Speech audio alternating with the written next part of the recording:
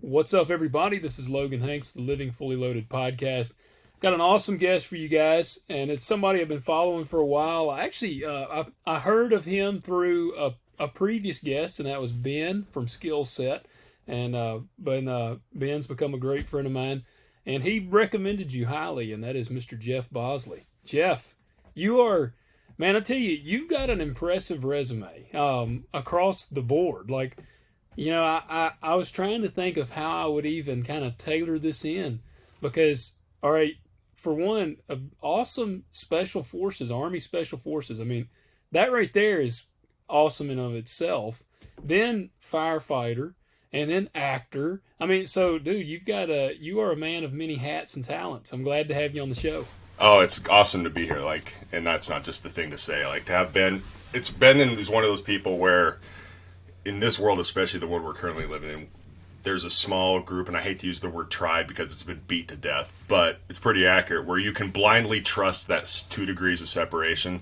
So anybody Ben says thumbs up, I'm like, all right, cool. I can blindly just go, cool, thumbs up, So for him to say that about me to you, I kind of take it as an inverse compliment. So, but yeah, that resume thing is funny. I was dating a girl while I was actually doing the Green Beret and firefighter at the same time. It was a very Ferris Bueller's Day Off shenanigans. I was like, I got to go to sick call, and then I go to the fire academy, And yeah, it sounds made up.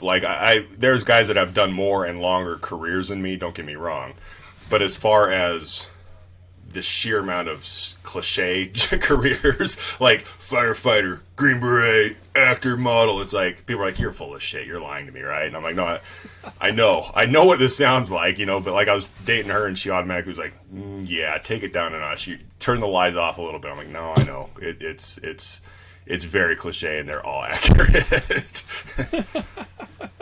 Well, it is awesome, man, and actually there's some interesting elements to it which I'm excited to get into. Yeah. But first, I want Yes. to do some general questions here. Yes. So my audience enjoys these, and I'm actually kind of bringing them back. I haven't done these in a little while, and but they were always fun. So the first one, you got to give up one of 3: burgers, pizza, or tacos. Which one are you never eating again?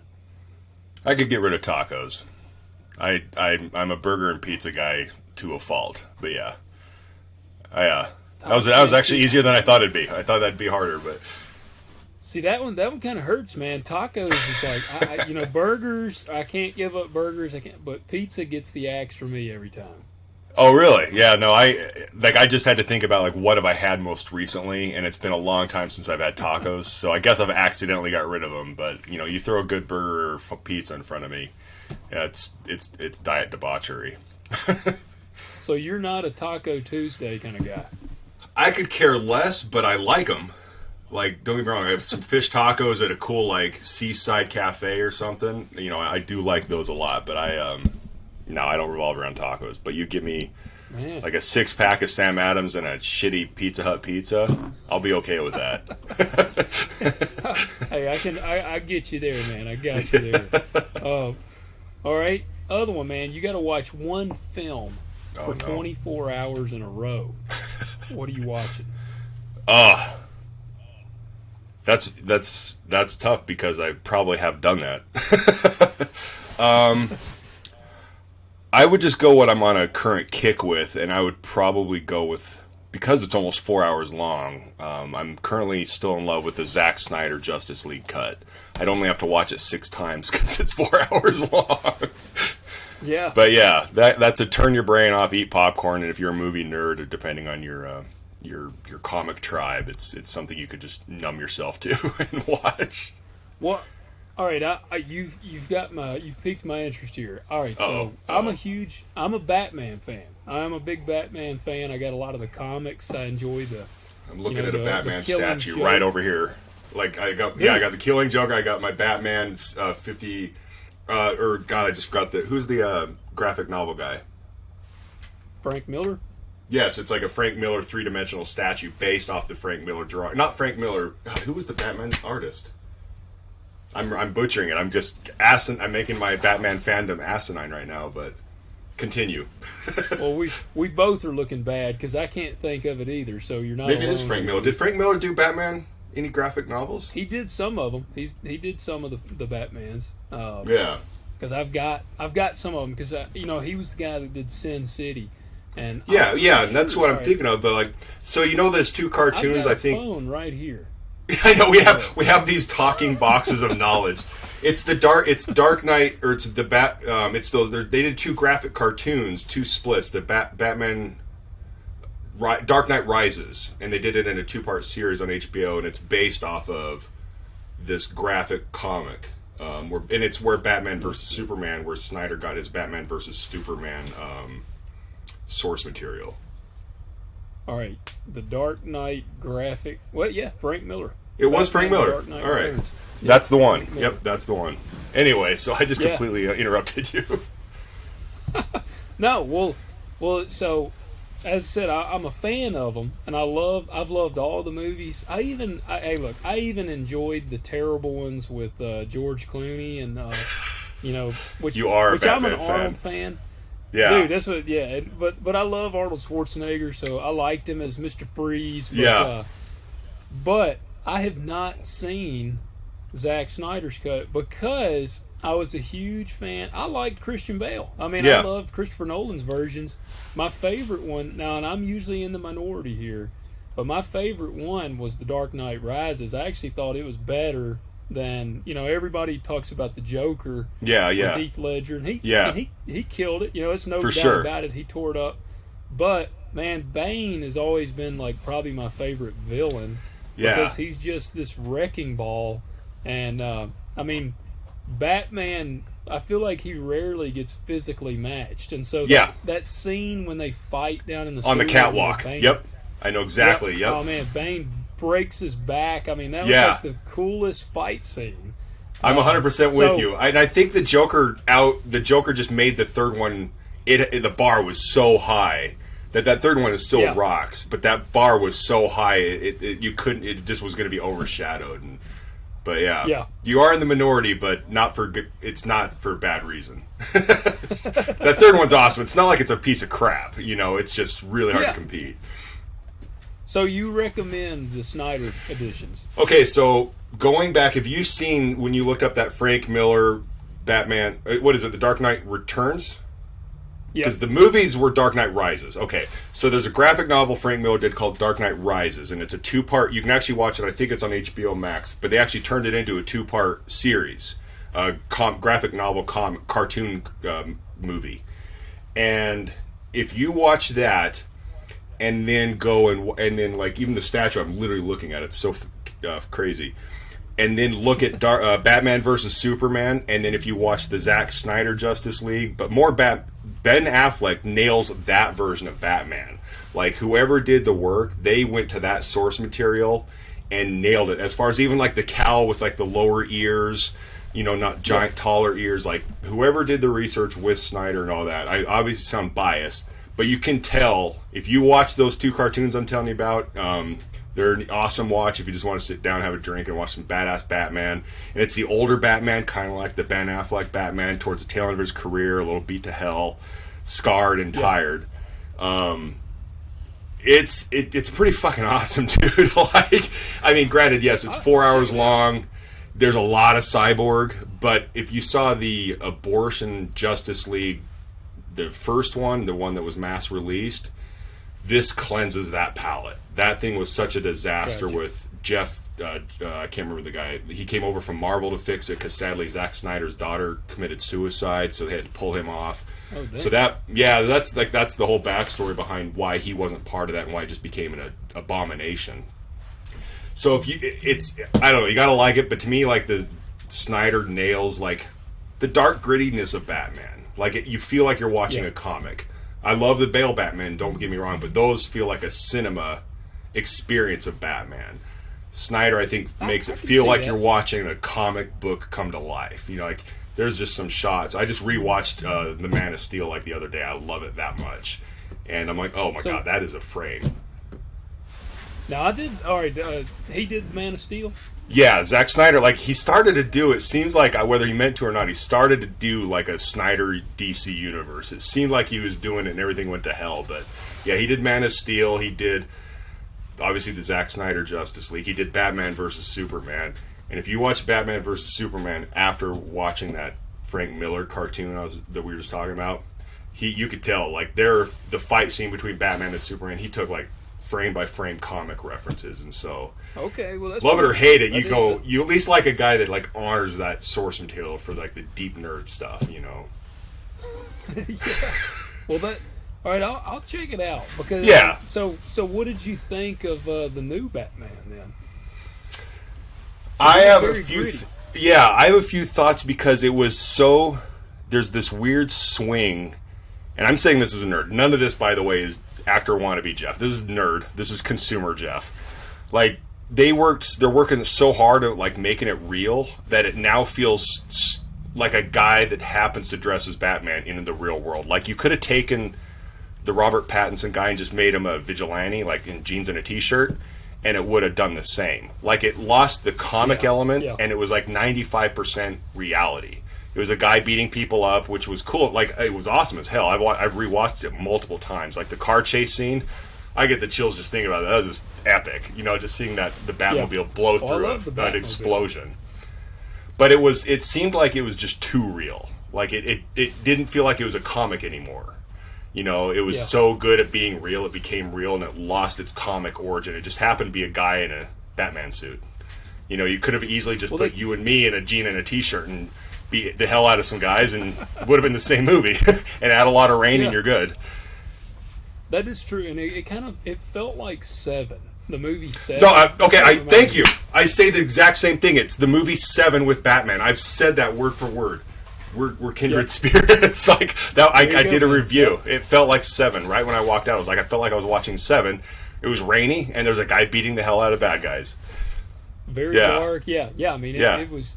And I again, like you man, I enjoyed it, but you make sense. It did remove that comic element, which I feel like they're almost trying too hard to do that. Like that's kind of like the Joker, you know, with Joaquin Phoenix. Like that doesn't feel comic-y to me. Like it just feels like a psychopath. Yeah, they're like just dramatic movies now. That happen and I even said this in some little stupid Instagram post, like it's a movie that is real that happens to star the Batman or happens to star the Joker. It's not a comic book movie like the CBM. It's not a comic book movie anymore. It's just a nitty-gritty, like you said, they're both awesome movies, but if you just made it not the Joker and made it not the Batman, I think it would have been just as good. I don't know, it's tough. They could take a page out of the movie. Now I'm biased. This is my favorite. So Batman is like in my top 3. Yeah. My all-time favorite, and I'm a little biased. My name is Logan, so I'm a Wolverine fan, man. Yes. But like, all right, I know you saw Logan. Yes. That one to me does an excellent job because it's got that gritty. I mean, Wolverine is dying essentially in the movie. Like, he's just aged, but it still has that, like, it still feels like a comic book movie, it has, but it's very dark. I agree. That's a beautiful reference because I love Logan. I've rewatched that so many times. That is a perfect comic book movie, and I don't, like, if there's an Oscar, that needs to have one. Like, but yeah, you're right. That is the one movie that is right at the edge of dismissing comic book. Like, it maxes out on finding that perfect balance because obviously they have claws and there's mutants and everything, but like it's not. That's a beautiful point. That's wonderful. I love that movie. That's a beautiful reference. Oh, dude, I love it. The fight scene between him and the young, like the when they're working together. Oh man. I'm getting the chills. I'm glad I have a jacket on. You wouldn't be able to see my goosebumps, but no, I love that movie. Like there's several songs from that soundtrack just on my workout playlist, and it's not like Rob Zombie, but it's just a freaking good movie, Like, and I've been a massive fan of Hugh Jackman's Logan forever, Like. The X-Men movies aren't the best. Don't get me wrong, but man, Jackman, I don't think he can do any wrong, and I'm very curious what they're going to do with him and Deadpool. I pray to God it's not just some like lame cameo. If it is, I'll cry. Like, I'll be like, man, I know. Don't do me like that, dog. Yeah, surely, as hard as Ryan Reynolds has been trying to like get this to happen, surely it won't be something lame He can't like just that. do a cameo. I think what they'll do because, go ahead. Well, I was just gonna say it's cool to see the transformation over time of Jackman as Wolverine because like if you go back and watch the first one, he looks like me without a shirt on. Like he's like a normal looking dude. Yeah. And now it's like now he's freaking like 4% body fat. Yeah, I know. Only in Hollywood can you get older and get in better shape. That's not the real world, bro. Yes. Yeah, Yes. my theory is because he is old. Like I don't care what I always use the phrase publicly. I don't care what Flintstones vitamins he is or is not taking behind the scenes. He's not competing in a bodybuilding show. So whether he is or isn't, I don't know. Yeah. But my point is, he's still old. So my theory is this is where they're going to bring in the yellow Wolverine suit. So he doesn't have to get all in shape and he can hide behind like the foam padded suit. And that could be, I don't know, that's my theory, is because if Ryan Reynolds is involved, it's going to have to be sticky, I would kind of like to see them bring back the yellow suit. Like that would be kind of a cool. Well, because they alluded throwback. to it at the Wolverine Samurai one, where I can't remember which one it was called. Wolverine something, not Origins. Origins was Origins? Origins was the one just before that, where he God. What was that one? Yeah, the samurai one. But yeah, at the end of it, he opens up a suitcase and he's like, "No," and shuts it, and it has the yellow suit in it. Yeah. Well, but yeah, they must have backed up that money truck to his front yard. Like obviously he loves doing it, but man, he was so adamant that Logan was it. Yeah. And it's not like he has a mortgage to pay. He's good. So, they must have just said, here's God's bank account. Yeah, but they must have backed some, what is his name? Feige must have just said, oh my God. He's just drooling at the concept of bringing Hugh Jackman into the MCU. Well, I could see where it would have, people love him as Wolverine, but it's going to have a serious draw because we've all believed he was done. So it's kind of like, all right.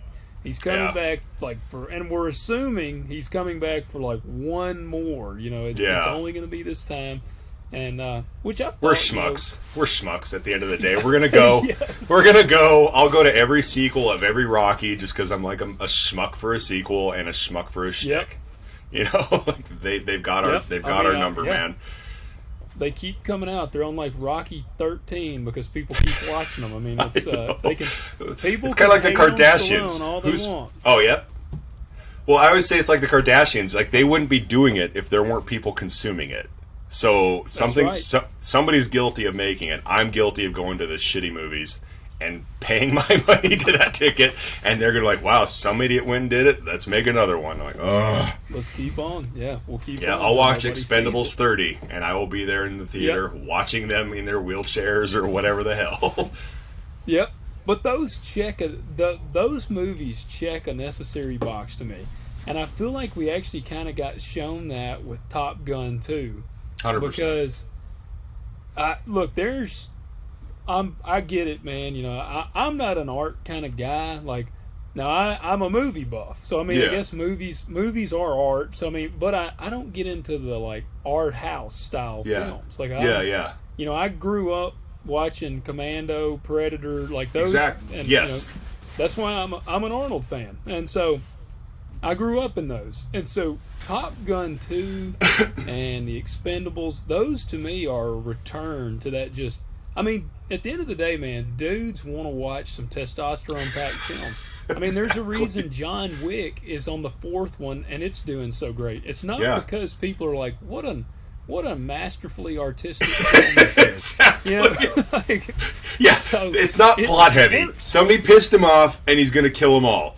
Let's not blow it out of proportion. All 4 of them are going to be that way. Or he has to get out and kill them all to get out. It's not... Yes. Yeah. I completely agree, and I think even Tom Cruise said there was something about Top Gun 2 where he's just people don't want to see woke, they don't want to see They just want to go and turn their brain off and enjoy a movie. And I look at that like, even go back to The Godfather. Like, they just made a movie, and it had a plot, things happened, and it won an award. Okay, great. Rocky. I think even Rocky won an award, an Oscar. Yeah. Like, turn your brain off and enjoy a movie. It can be an artistic, artsy-fartsy bullcrap movie. It can be a popcorn-eating Top Gun. The plot is to kill the bad guys in a way that makes no sense, and I'm sure the Navy's like, that's not how it works. But who cares? Like, that's the point. And I even was saying... Yeah. What was I watched some movie, I just forgot. It's called What Happened to Monday. That's the name of the movie on Netflix, and it's about this female character. And it wasn't basically I went like I was like, how would this have been done how could this have been done bad? And it wasn't shoved in our face that it was a female lead or a female hero. Yeah. It just happened to be a badass movie, and the main character happened to be female. That was that. And you just turned your brain off and enjoyed the movie. There happened to be a female pilot in Top Gun. That was it. There was no like, hey, look at this. Let's do 9 scenes to shove this in your mouth, you know. And numbers don't lie. That movie crushed at the box office. There's not a bunch of bearded white males couldn't have brought those box office numbers. There were men, women, minority, everything that went to see that movie, because I think secretly everybody just wants to go and turn their brain off and not go, oh, here's 30 minutes of here, you know, let's make sure we do the, you know, fulfill this box check to make sure we attribute, you know, focus on this one audience member in the audience. It's like, no, it's just watch a movie, turn your brain off, eat your popcorn. Yep. Dude, I'm with you, man. And that was actually one of the things that stood out to me with John Wick. So I think it was the second, it's either the second or the third one. Sorry, I don't know if that may be my laptop. I'm not sure. The second or third one, there's a chick that's kind of like leading the mercenary team. Yeah, I remember. Yeah, I can't remember if that's 2 or 3, but I know who you're talking about. Yeah, her name, that's Ruby Rose. That's my nerdery. That's right. Well, yep. She's, so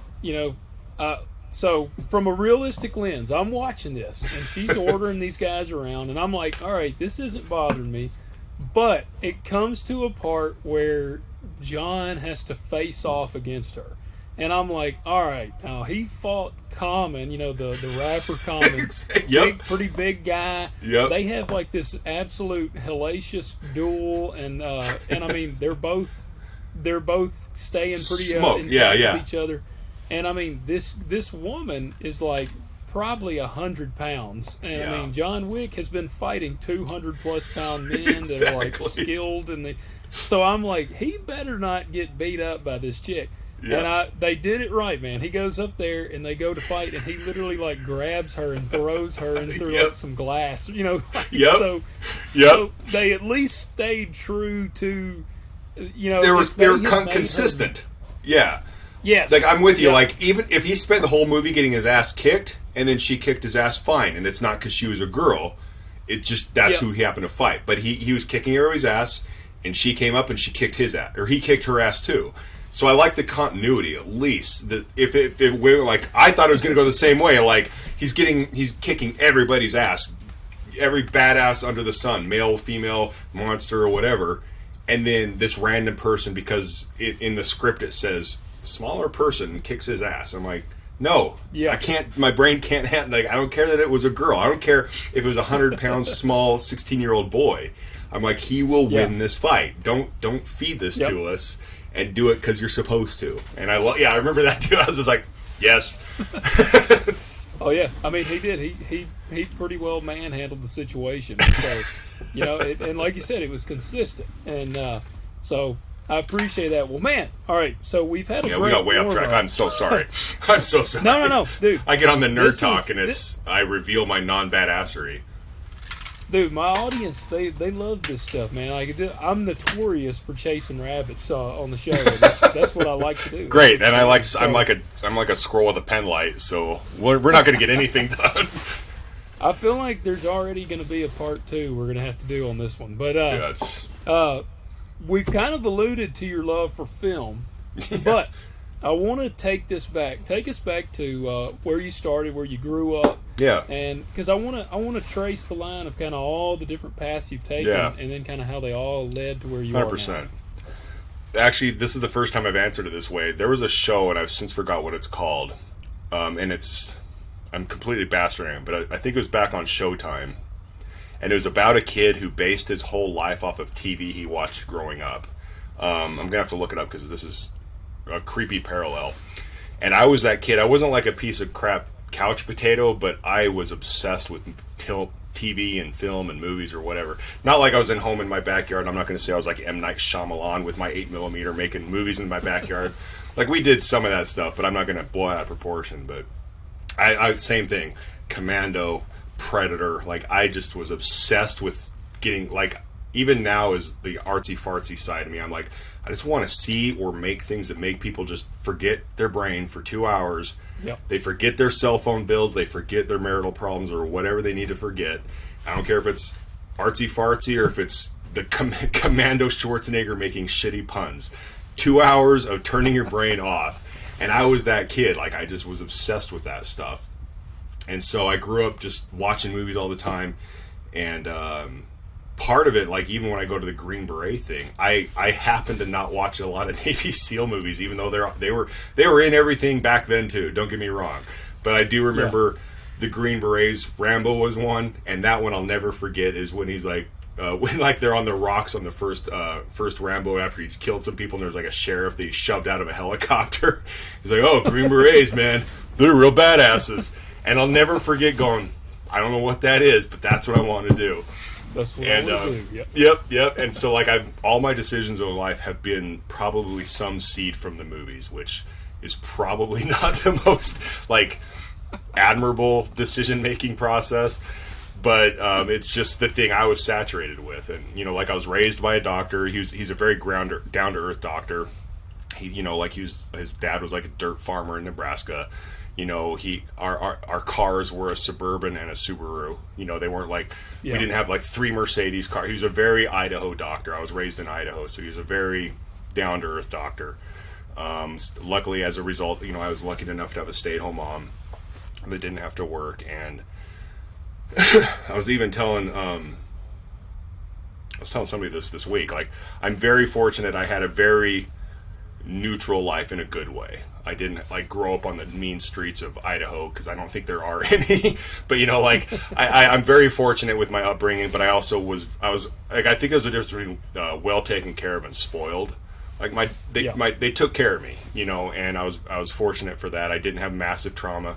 I sought out trauma after college. Like, I'm like, time to go be a Green Beret. Now let's get some trauma. And so, yeah, I had a pretty straightforward upbringing with that, and I always had movies in the background. They've always been my escapism. Whether that says a lot to me psychologically or not, I don't know. I kind of got off track, but yeah, joined the Army, did the Special Forces thing for just under 10 years. And the last overlap of that, I did the firefighter thing, and I always just say is like, I just had to check every cliche box for like a 6.5 foot tall guy with like muscles, blue eyes, and tattoos. I'm like, what else do I need to do to be as stereotypical of an asshole as possible? You know, like, oh, I can't. Yes. Yeah, I can't go work at a concrete mill. That'd be a waste of time. You know, so and yeah, so that's the short version. Played after 2 years into as a firefighter. I went through a divorce, and I kind of was in that space of I got nothing to lose. And like I've always been very pragmatic, very practical. Even in the military, like all that best laid plans go to hell the minute you go out the gate, and all those cliches. I still needed control of my life, and I still, like, even in the Army, I was still getting a paycheck. You know, I was still getting a salary. I was still getting insurance. Firefighter, same thing. So like I've always been very OCD and meticulous. But for whatever reason, the perfect storm of divorce, it was just me and a dog, got nothing to lose. I went and I did everything I said I would never do and sold everything I owned and packed a car and moved to freaking LA. And I look back on that going, I don't know. I look back more on the Special Forces course going, okay, I could do that again before I could go back and do the LA thing again. Like, I don't know how my head was in the right or wrong space for nearly a decade to pull that off and just go for something that was so out of my control. Did it, pulled off a decent enough career to put some food on my table here and there. I don't want to say burned out, but this is the summary version. LA is not my place, and I don't mean any disrespect to it, but I'm pretty sure the audience I know you have, and like the people we associate with, wouldn't be caught dead there.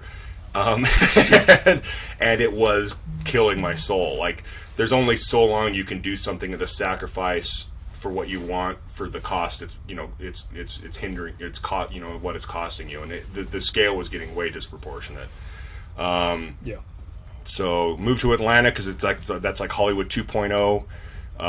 And this is a little John Wickian, but I vowed when my little best friend dog, partner in crime, service dog, whatever you want to call her, I vowed when she was my timeline, because everybody goes, how long are you going to do this for? I was like, hell if I know. But she had been with me from like my divorce through LA, all the Hollywood bullshit, and she was kind of my timeline. And so when I had to sadly put her down February of this year, that was where I was like, all right, time to reassess, time to regroup, time to do all that bullshit, what matters stuff. And especially because whatever COVID did, no matter where you're on the scale, it made people think and reflect. And that's what it did for me, and that's what brought me to when I had to put her down, I was like, all right, time to change the scale of like what matters, childhood dream, and try to find a way to not just sacrifice my mental health, my spiritual health, because I'm not 18 anymore. Chasing the Green Beret was hell on earth, but I had the resilience. You get in your 40s, you don't have that anymore. Like, I don't care how badass you are, you don't have it in you anymore. And that's the second half of life. I don't know about you, but like my dad, he had his chest cracked open 1 year younger than I am now, with a heart attack, and people are starting to die that are my peers, not from like trauma or suicide, but just random old age events. And I'm like, mid-40s, people shouldn't be dying, but it's more on my radar than I was 18. So moved to Nebraska. I found I've met my second half of life, woman of my dreams, and I'm working on that balance. And I'm lucky enough I had a good enough career that I can still audition for LA and Atlanta and New York and live amongst, no disrespect to my Los Angeles friends, normal people. That's what I thought you were about to say. Yep. Yeah, and my normal people. It's subjective, but yeah, I can live here in Nebraska. The first day I was here, we were going to her place. I call her my pre-wife because I haven't proposed, but girlfriend when you're in your 40s sounds like really trivial. So I call her my pre-wife. We were going to her place to get the last bit of her stuff, and we were in a random neighborhood, a normal neighborhood, not out in the farm, and there was straight up a John Deere in the neighborhood, using that as a shortcut to another field. And I was like, I made the right choice. I'm stuck in my pickup behind a John Deere in a neighborhood waiting for him to turn left. I'm like, I made the right call. I'm not out here watching some homeless person take a shit on the street, and that justified my decision. That is what I'm going to say that next time to some people, because I farm, and it never fails. I have somebody mad at me because I'm moving a tractor down the road, and I'm going to be like, look, here's your options. You can either be watching this tractor, or you can be watching a hobo shit on the street. You pick. Go for it. You take it. Take that. Yeah, please do that, because it's and that's the thing, is it's all relative. If I go back to my 18-year-old self, all the stuff we'd like to tell ourselves, but would we really listen stuff? Man, I guess you have to feel the suck of one extreme to make it realize the perspective, because it's, people could tell you all this stuff and you're like, until you experience the good and the bad, you don't know. But yeah, I would sit behind you in traffic for 5 hours, long before I sit in traffic on the 405 in Los Angeles, because I'll murder the planet if I have to do that again. But behind a farmer, take your time, man. It's all good. Yeah. Well, man. Well, all right. So that's pretty awesome, and that's why. Yeah. That's what like I said from the beginning, man. You got a heck of a resume, and it's so it's really fun to kind of go down this, because I've had Rudy Reyes on. He's kind of got a similar path, I know military, Rudy, then the actor, and me and him clicked because he did not know that I had an agent in Memphis years ago, and so we clicked on that, and so it's really funny to connect on something like that, because I'm a farmer. When somebody sees me, I'm in blue jeans. I notoriously wear blue jeans all summer long. Like, it's winter now, but I'm as blue collar as they get. But I have that, man. I've always dreamed of working in film, and and I always say, I tell everybody, man, I don't consider that ship sailed. Like, there's certain aspects of my life, and I'm sure you're the same. You know, as you age, there are things that you have come to realize, like, I will never do that. Yep. And you know, the military was one for me, because growing up liking Predator and Commando and all that, you know, I've wrestled with the idea of, like, you know, do I want to be shirtless with a vest painting tiger stripes on, like storming a beach by myself with well, we all do, but yeah, like, you know, that's, and I'm like, yes, and but I never did. Well, I have come to that hard realization. At this point in my life, I've got 2 kids, married. Like, man, I'm never going to join the military. Kids change it for sure. I mean, that's the thing, and I don't have kids, but like, that was my tipping point. That's a perfect comparison. Is I was starting to get slightly old. I was like nearing 30 when I opted to go in the Army, and I was like, I had enough of a moment of clarity to go, if I don't do this now, I will be just over the side of that. Even though obviously Special Forces doesn't take 18-year-olds, they want some barrel-chested, mature old dudes.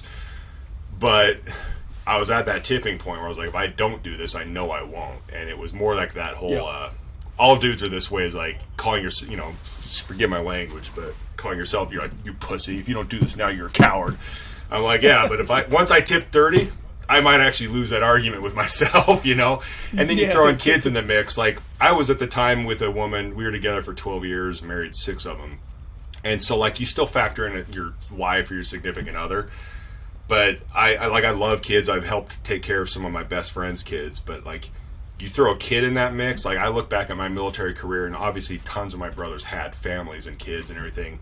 And I look back, I'm like, what I put my, at the time, wife through, okay, fine, she deserves her own medal. And you know what? No matter how bad a divorce goes or whatever, I would still say that about any ex-wife or any wife in the military.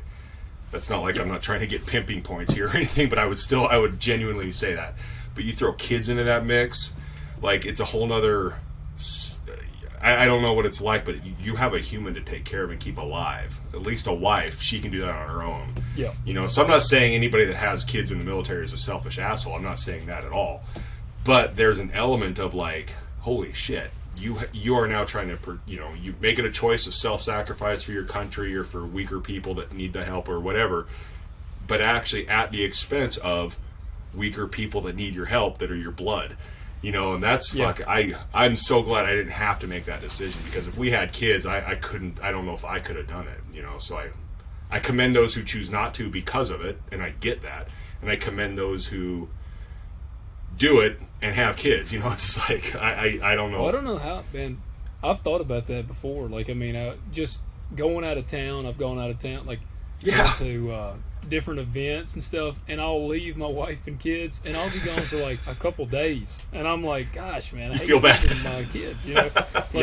Like, which I have twins they'll be 5 in February. Oh my God. You know, like, they, you know, they're at the age where they don't understand, like, you know, like, time is not, they don't understand time. They're kind of like a dog. Time doesn't make sense. Yes, you know, you can't be like, I'll be home in 2 days, you know. Like, it's like 2 sleeps. Yep, I'll be home. but it feels like an eternity to them. It does, man. And there's so much going on right now that any time away, you feel like you're missing out on something. And so that's what I've thought about. I'm like, I just couldn't do it. Like, because I've heard of some stuff like, there is, I think the Guard has like a Special Forces that you can join up to, like, heck, I think 35. Quite old, yeah. You can actually be quite older than you think, yeah. Yeah, but I had a buddy that was like, let's do it. And I told him, I said, dude, I can't do it. I said, I am realistic enough with myself at this point to know, like, I would not be comfortable leaving my family, you know, for possibly like a year deployment or something. I mean, I would be so miserable. So, well, and I think now it's safe to say, not to be political, but the military and the wars, or whatever you want to call them, they don't feel honorable anyway. And I'm not, like, like, obviously, since I don't care Vietnam to now, nothing's always been like cut and dry, but it feels way icky right now that I couldn't, like, I could justify, the scales of justification are so askewed. Like, it just wouldn't feel right. And like, I had a best friend, she was a Marine. She kind of became a sister friend of mine, and she had twins, and she went into the LAPD, and I helped watch her girls for her. Like, that was the trade-off. They let me rent a room from them. She went off to the LAPD Academy, and I helped watch these twins. And so that was the first time I could literally overnight test drive what it's like to be a father. Because, like, I had these kids 24 hours a day, 5 days a week. And I remember looking at that going, like, these were two extremely well-behaved daughters, or girls. The woman was a Marine, you know, so she kind of had a little bit of a less hippie upbringing, you know, so the girls were pretty locked in. Yeah. And I couldn't have asked if I literally could magically make children mine. I couldn't have asked for more perfect daughters, and I was exhausted. I was so fucking smoked from these two girls that I can't fathom under that circumstance, and then being in the military and deploying and all that. Like, I can't. Whoever does both, props to them, you know, but I don't think I could make that choice, at least at this age now, you know, where things are, all that stuff, what matters at the end, that's kind of changing a lot the older we get, and especially with the world we live in. You know, what does matter at the end? That paycheck. You know, like, I'm all for God and country, don't get me wrong. But are all those countrymen I'm trying to protect, or whatever, or terrorists I thought I fought, are they going to be on my deathbed with me? Are they going to say bye? Or is it going to be my daughters in your case, or my wife, or whatever, you know? And at the end, that's the weird, this is the most hippie thing I'll say this whole interview podcast, but, like, that's what's going to matter, is your daughters and your wife. And the machine, especially in the military, you're a machine. You know, you're just part of a giant machine. Like, your brothers will remember you, but well, that's what it's you know, it's frustrating. Even for, I didn't not ever been in the military, like, you know, the whole Afghanistan scenario. You know, I have quite a few guys that become good friends with from doing this show, and, you know, they're seeing, you know, we spent years there, lost a lot of lives there, and then in just a snap of a finger, it's all pretty much right back to the chaos that it was. And so, you know, that also makes you think, because that's kind of what I've told my wife. I'm like, the only way that I'll be in a military capacity at this point in my life is if somebody attacks us on our own soul. Yeah, and, like Red Dawn style. Yes. And I mean, and I am a pretty heavily armed civilian. Like, that's what I'll say. So, you know, I'm picking up what you're laying down. Yeah, like, I don't think I'll be going and joining any sort of, like, I mean, it'll be, if you don't have to, at that point. You could be your own little army. You're your own little army, man. Yeah. So yeah, I'm actually probably the most embarrassing Green Beret for the apocalypse. I'm gonna have to go like full Negan and just start my own cult and just take weapons from the weak, because I'm actually, with all the LA stuff and California stuff and all the moving and everything, my resources really dwindled. So I'm like, I have a good solid week of fight in me, and then I'm gonna have to go Negan and just take from the weak. Dude, I get it, man. LA, you know. You mentioned in LA, I have a good buddy that has been there quite a bit. He's traveled a lot, and I've talked to him about the film stuff, and he told me the same thing, exactly what you're saying. Like, he's like, dude, I know you. He said, I know your values, your beliefs. He said you could. He was like, I could see you traveling to LA to work for like a week, or work on a film set, and he said, but then you would get on a plane and you would go back home, because he said you are not an LA guy. And, and that's what he said. He said LA is like a soul-sucking town. It really is. I've even heard, you know, I think it was Scott Eastwood or somebody that talked about it. You know, he moved to like Texas. Yeah, and that's what he was saying. He said everybody in LA, one, they're only out for themselves, and you know, you are a product in LA. Like, how can they use you to benefit them? No matter what the industry, I think for some reason LA, and I have really good friends that live there and love it there, and I this sounds so politically correct, but I truly, like, thumbs up, props to you. But that's not me. And that's, you know, like, I would play the game, and like, I got sucked, like, if anybody, like, if there was any skeletons in my closet, which there aren't any, but I played the game here and there, and I could find myself slipping into it, but like it would come at the cost of like happiness. Like you said, you could go work on a set or a movie, or hell, even if you just travel to LA to do some private security gig, but if you can leave it, that's one thing. But if you go home to, like, I came up with this thing when I was doing private security in San Francisco, is like you have to either, out of the 3 walls of a triangle, you have to, it's the people you're with, the place you're at, and what you're doing. So maybe your job. If like 2 out of 3 of those are failures, you're going to be fucking miserable. And for me, I loved my job when I had it, but film and especially acting is, I can bust my ass and get no return. So like I loved what I did when I did it, but that was almost a moot point. When I say people, I don't mean like my friends, but like strangers or people in the industry. They weren't my kind of people, and I hated where I was. So like if you can't escape, if you can't go home to where you love, you know, like it'll kill you slowly. And you're right. It takes, especially like you said, everybody is out. That city just draws, particularly because of the film industry for sure.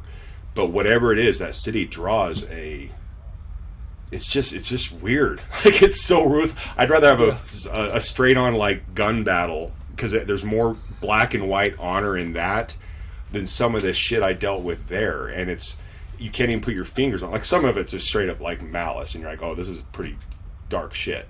But other times I was just like, this is just killing my soul, and I can't really put my finger on it. And then you can't escape it. You can't go back to your ranch. You can't go back to your nice little house in Nebraska with, you know, a dog and a tractor down the street. You know, you're just going into this small apartment that you're paying 4 times more than you should. Like you're just constantly surrounded 360 degrees 24/7 by just something you're not.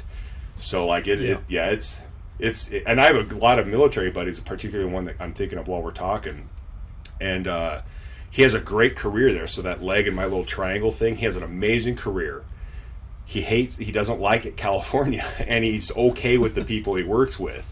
So he's like on the point, like sooner or later he's going to snap, because like you can't, just one of those legs is not sustainable. Like, and it'll eventually, I feel horrible for him, because he's in the military, he's a military mind, he's like minded like us, and it's just going to kill him. You know, I feel so bad, because I think he was actually born in Orange County. So like, that he's born and raised, and so he's actually watched the fall of the kingdom, whereas, you know, people like me or your buddy that went there to dabble, you know, we just go, oh god, this is horrible, and we'd run away, you know. But people that have friends and family there, you know, I feel horrible for them, because like I don't care, even friends that I know love the place, they have to admit it's wrong. Like you shouldn't be taking your daughters to school and have it be okay. And I'm not saying I have a problem against homeless people, but that shouldn't be normal for you to step over a homeless guy shooting up heroin and or taking a crap in front of you, and to like casually act like that's normal. That shouldn't be okay. And that is, and I'm not exaggerating. I worked in San Francisco during it sounds way cooler than it is, covert protection. It was basically Jason Bourne and Paul Blart Mall Cop. So like it's mostly Paul Blart Mall Cop with a little Jason Bourne. It was this this extremely absurdly rich billionaire who hired a bunch of SEALs, Green Berets, SWAT people. Like he had a small little Blackwater just for himself. It was absurd. I'm not going to complain that he paid me to do it. But like I literally would watch our clients amongst these really high-end, very elite neighborhoods. It was normalized for them to go, oh, excuse me, Mr. Pooping in my way. Like I was like, that shouldn't be. If I saw that, if somebody did that in front of my house, I would be out there with a spatula smacking him in the head. Like, get off my property! Don't crap on my lawn, bro. Like, and it's normal. It's normal and accepted. And it's just like there has to be a moment of like a come to Jesus moment where they're like, you know, this isn't right. Like, this isn't okay. A kid shouldn't be subjected to this.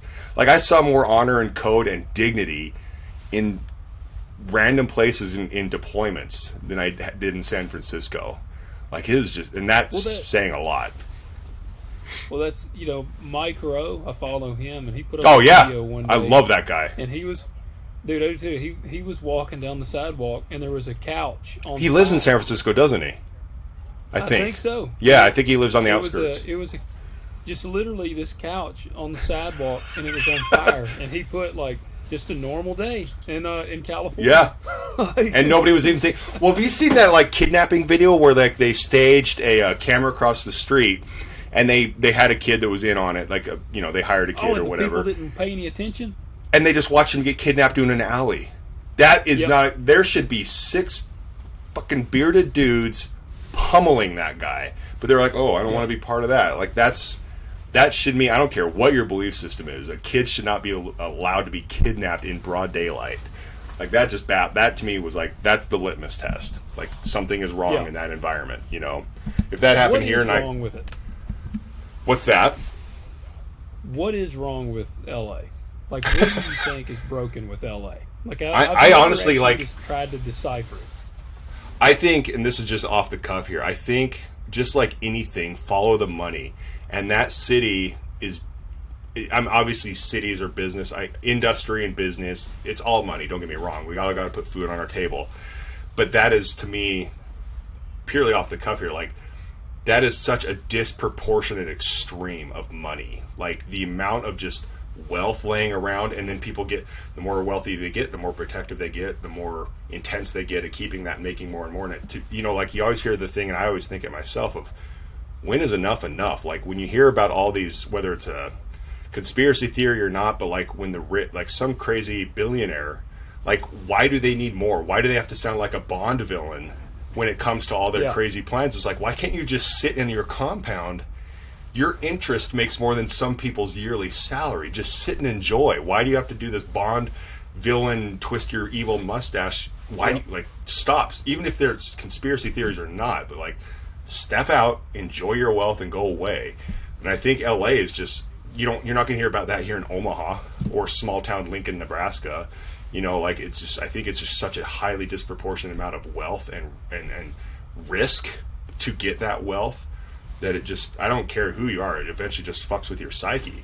And that just happens to be a city that draws it in. It's almost like, you're not going to see, you're going to see the socio-political people are going to be drawn to that epicenter, just the same as you're not going to see a bunch of homeless people in Anchorage, Alaska, because it's too cold to survive. So they're going to go where it's hot. That's why there's such a homeless issue in California, because it's nice. The weather's warm. I mean, that's just camping 101. Like it's not rocket science. So people are going to go there versus Lincoln, Nebraska, because that's where the insane risk. I mean, it's kind of like Vegas too. Like like risk and wealth. That's my like anti-money rant, but I think that's my theory. Is it's just there's so much money, so much chance, and I'm genuinely coming out of it from a guilty standpoint. So much desperation. Like that city is just desperation. And I'm guilty of it. I can kind of smell my own kind. I mean, there's a fine line between desperation and like passionate, dream-driven motivation, and that's a cloudy line in that city. Like it gets really cloudy when you're hungry. That childhood dream thing kind of goes out the door, and you're like, I'm fucking desperate to have food, and it gets a little fantastical. That makes a lot of sense. Like really, because I feel like that is an interesting line to try to walk. Like, as a guy, I mean, both of it, like from your upbringing and like looking at myself, like I can remember at 18 years old, because I did a little theater, which I was one of those. Me and buddies, we were shooting videos out in the woods and like doing stuff like that. I mean, definitely not probably on the level of like you said, M. Night Shyamalan, but we were doing that kind of stuff. But honestly, I never put any wheels to it, because I was like, this is unrealistic. I'm in a small farm town in Tennessee, and I'm like, this ain't real. Yeah. But it's kind of funny that I felt that way, because, 10 miles down the road is where Justin Timberlake grew up. Like, so... And those are the stories right there. Yeah, like, it's kind of funny to think about that. And so when I turned 18, and I was actually finishing up in high school, and I had my drama teacher at the time, and I was kind of telling them, I was like, I really like doing this, like, film. I said I'd enjoy that. I wasn't necessarily a big theater guy, but I did love film. And she said, well, I got a person I'll put you in contact with about an agent. And I'm like, I don't even know what that means. Like, you know, like that was like so foreign to me. And so I got an agent, and I did some stuff, like some small, mainly local stuff. Went out in Arkansas and did a little bit. But, you know, it's exactly what you're saying, man. Even doing it locally, the crowd was so foreign to me. Like, I can get along with anybody, man. I can g-haw as long as they're respectful to me. I'm respectful to them. I'll get along with anybody. And man, they would make jabs at, like, you know, this is like a room full of Republicans, like, and would make little jabs, and so I would have to kind of bite. You suddenly are very foreigner. Yes. I mean, and I knew when I pulled up, man. I would arrive on set, and it'd be 4 Priuses, and I'd pull up and say no more. You know, like, you know, a straight pipe GMC Sierra with mud tires and an NRA bumper sticker. At the Hell time. yeah! So you know, I was that's my Dodge in Los Angeles. Is the exact same thing. I was like, I'm just screaming. I'm like anti-psyops, basically. Like, which one of these things does not fit in? This dumb bastard that can't park in any parking garages because of his lift. You know, I completely get it. Dude, and that, but again, man, like, it's funny because I can tell, man, from talking to you, you weren't rolling into that set being an asshole, and that's how I was. You know, like I'm not the one being mean. Like, if I go in there, I was going to be nice to everybody. Yeah. But there would be people that were just offended at what they already had their mind made up about me. Yeah, no, I completely agree. And obviously, it's you know, we're almost being hypocrites to not blanket judge, but you can blanket judge based on repeated experiences to an extent. You're like, okay, log that away because it's happened 10 out of 10 times. I'm open to be wrong in the future, but so far, so bad.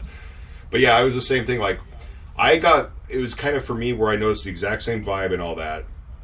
And it wasn't until, like, and I would get along, this sounds so classist, and I don't mean it to, but like, I would get along the best with the food service people, the construction guys, the stunt guys and girls, like the blue collar version of the film industry. Like, I related to them more. Like, they were wearing shitty Caterpillar boots, they're wearing Dickies pants, they're broken and sore and limping and tired. They've been working a 16-hour shift, and then I would show up as little actor Princess Jeff, and I'm like, I promise I'm one of you. You know, I'm like, don't judge me because I have a trailer. You know, I'm like, I promise that truck over there I pulled up and that's mine. It's a piece of shit. You know, and I'm just like, I promise. And yeah, there's definitely I would kind of lean into it, and I kind of draw towards those people, and the exact I completely had that same vibe. And one thing I realized actually while you're talking, I think that makes I'll call it the worker side of the film industry and the performance side, just for simplicity's sake. I think the weird side of the performance side, like when you're talking about like your local jobs, that there's the big what if that is basically like heroin. Like, when you're a construction worker, obviously there needs to be a job site that needs something built. So obviously you're looking for work that way. But on the performance side, there's so much stuff out of your control. I mean, it's literally, you could look wrong and you won't even get an audition, let alone get a job. And so there's you basically are surviving on this what if heroin, and that causes panic and desperation. And some of the people that you and I interacted with that we kind of just blanket judge just now, they could just be so fucking strung out from like desperation for a paycheck for food that they just come across like an asshole because they're just strung out on this giant, you know, like that's where I was at the tail end of that 8, 9, 10 year mark in LA, where I was just strung out, and literally the only thing that was fueling me was the what if, the Justin Timberlake in Tennessee what if, you know. And I was like, well, if I move to LA, I'm going to increase my what if odds, you know, I'm going to help fight those odds. And that is it's a dangerous, and it's a great metaphor, drug, and it makes people, myself included, I don't think I'm a perfect angel, but I definitely probably can think there's some people that just thought I was an asshole, or I am an asshole, more because I hate the industry. I hope I can probably say nobody will ever say, oh, he was an actor princess that demanded a bowl of green M&Ms and all that bullshit. You know, like, I'll hear people complain about their feet hurting, and I'm like, I have to count to 10 in the back of my head, because I don't want to be that vet that goes, I've seen things, man. I'm like, it's all relative. It's all relative to their upbringing, so I can't judge them for something they haven't experienced. I don't need to go like put bamboo shoots in their toes. But like I try to think of their relativity. But I genuinely think like that what if drug can just make you exhausted. It can make you exhausted and or an asshole. It's that whole hippie stuff of people are like, if somebody cuts you off in traffic, you're supposed to go, well, maybe they're having a bad day. What are they going through right now? Yeah. That's easier said than done, don't get me wrong.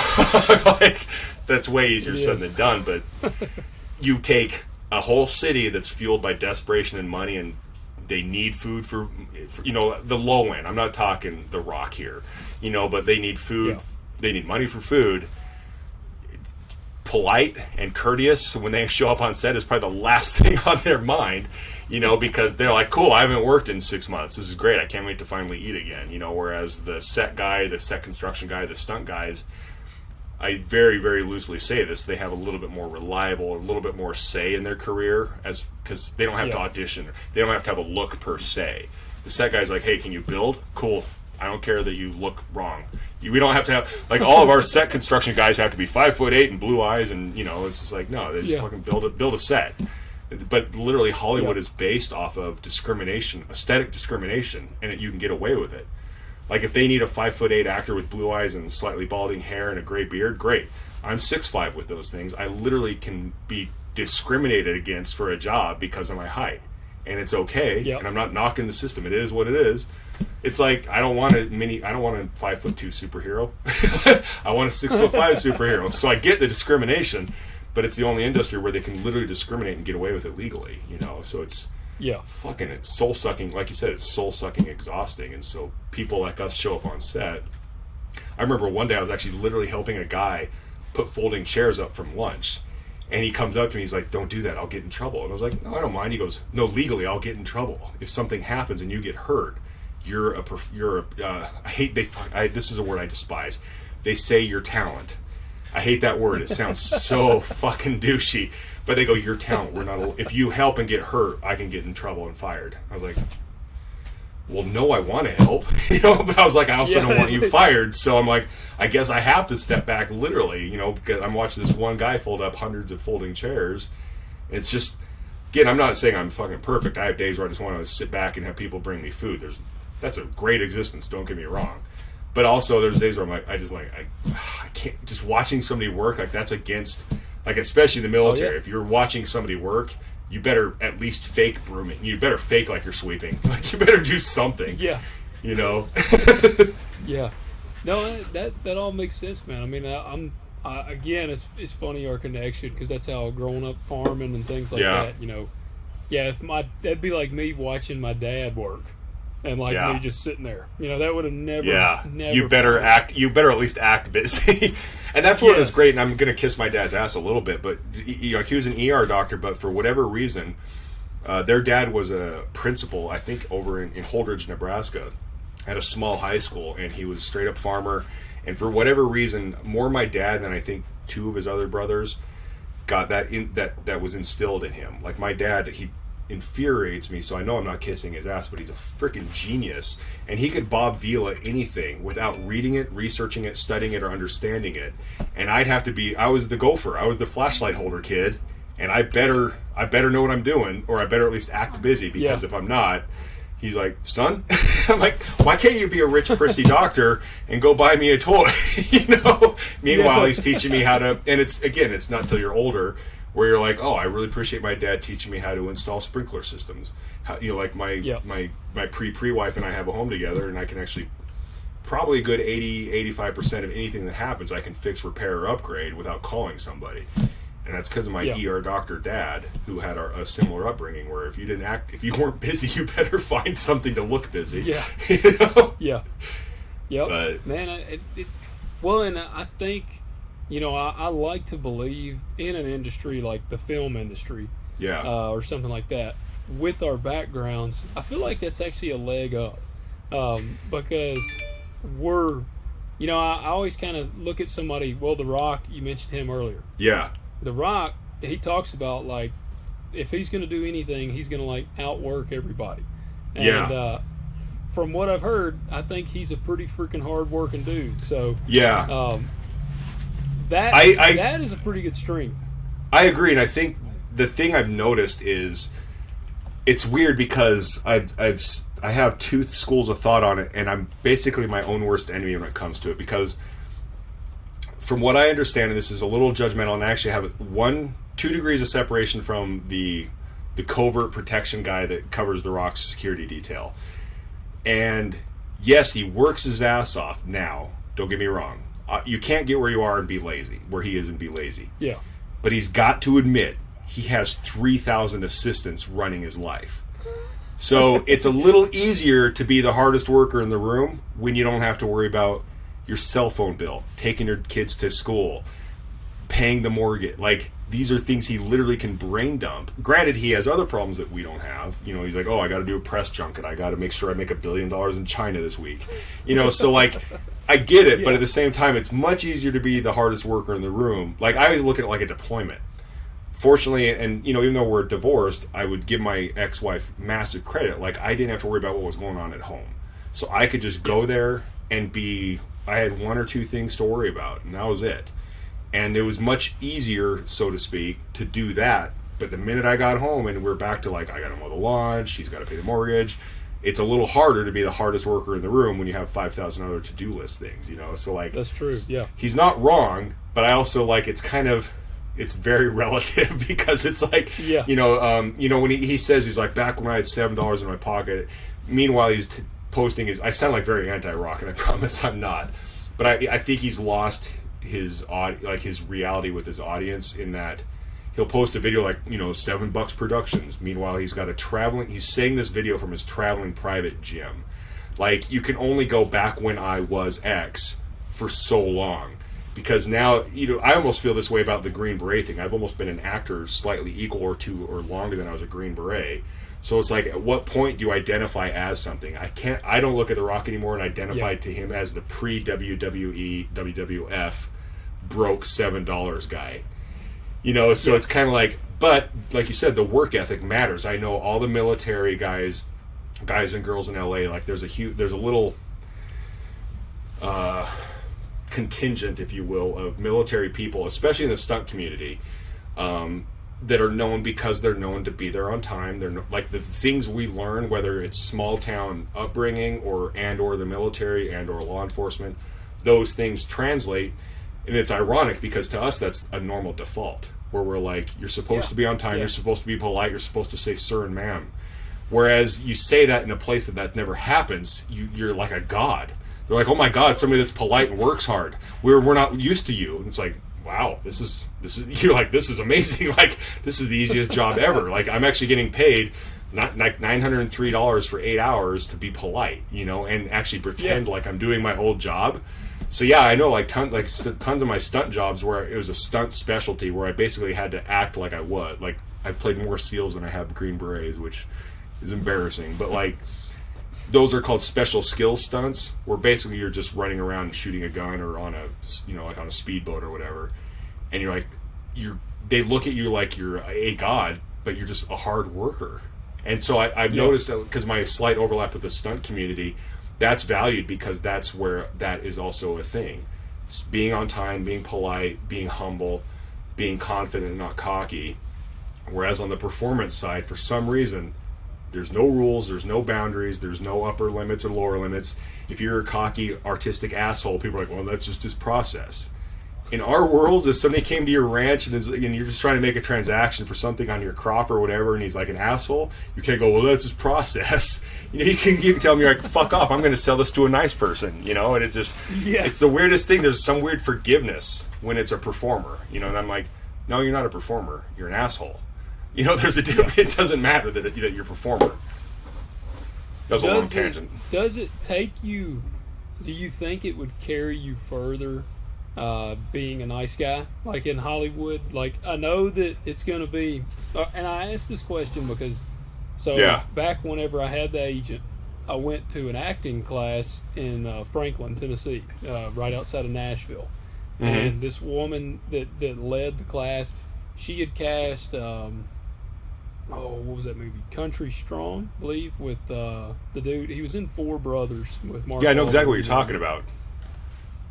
Well, she had cast that. She was the casting director. She had done a lot of stuff for CMT, and so she was in the industry. And I went, and I was, I guess, 18, 19 at the time. And I mean, I've never been like thinking I was a great actor, but I was just being nice and you know, cutting up with people and like talking to them, and she actually stopped us in the middle of everything, and she told me, she said, never change who you are. And I said, I was like, I didn't really grasp what she meant. You know, again, 18, 19 years old. I'm like, what do you mean? And she says, she's like, if you get in this industry and you never change who you are, that alone will take you a long ways. And I never got that. So that's why I ask, like, do you think that, you know, like, I'm a believer in being a nice guy. Yeah. You know, people like to say you finish last, but I don't know, man. I think that it takes you further. You caught me in a sweet spot of my life right now. Or an anti-sweet spot. I don't know the answer to that. Because I've been told more times than I can count that if I would just not necessarily be a fake or a facade or like put on a fake front, but I've been told more times than I can count that if I would tone down who I am, I would probably work more. And I'm not like, obviously social media is just, it's the world we live in, unfortunately. And it's not like, I know abrasiveness is relative to the audience. So anything I do or say or post to you, it's probably like whatever, you know, moving on. But anybody to not you, it could be crazy abrasive, you know, so it's very relative to the audience. And the audience I typically, I don't want to say I want to work with, but the industry I want to work within is not you and me making these movies.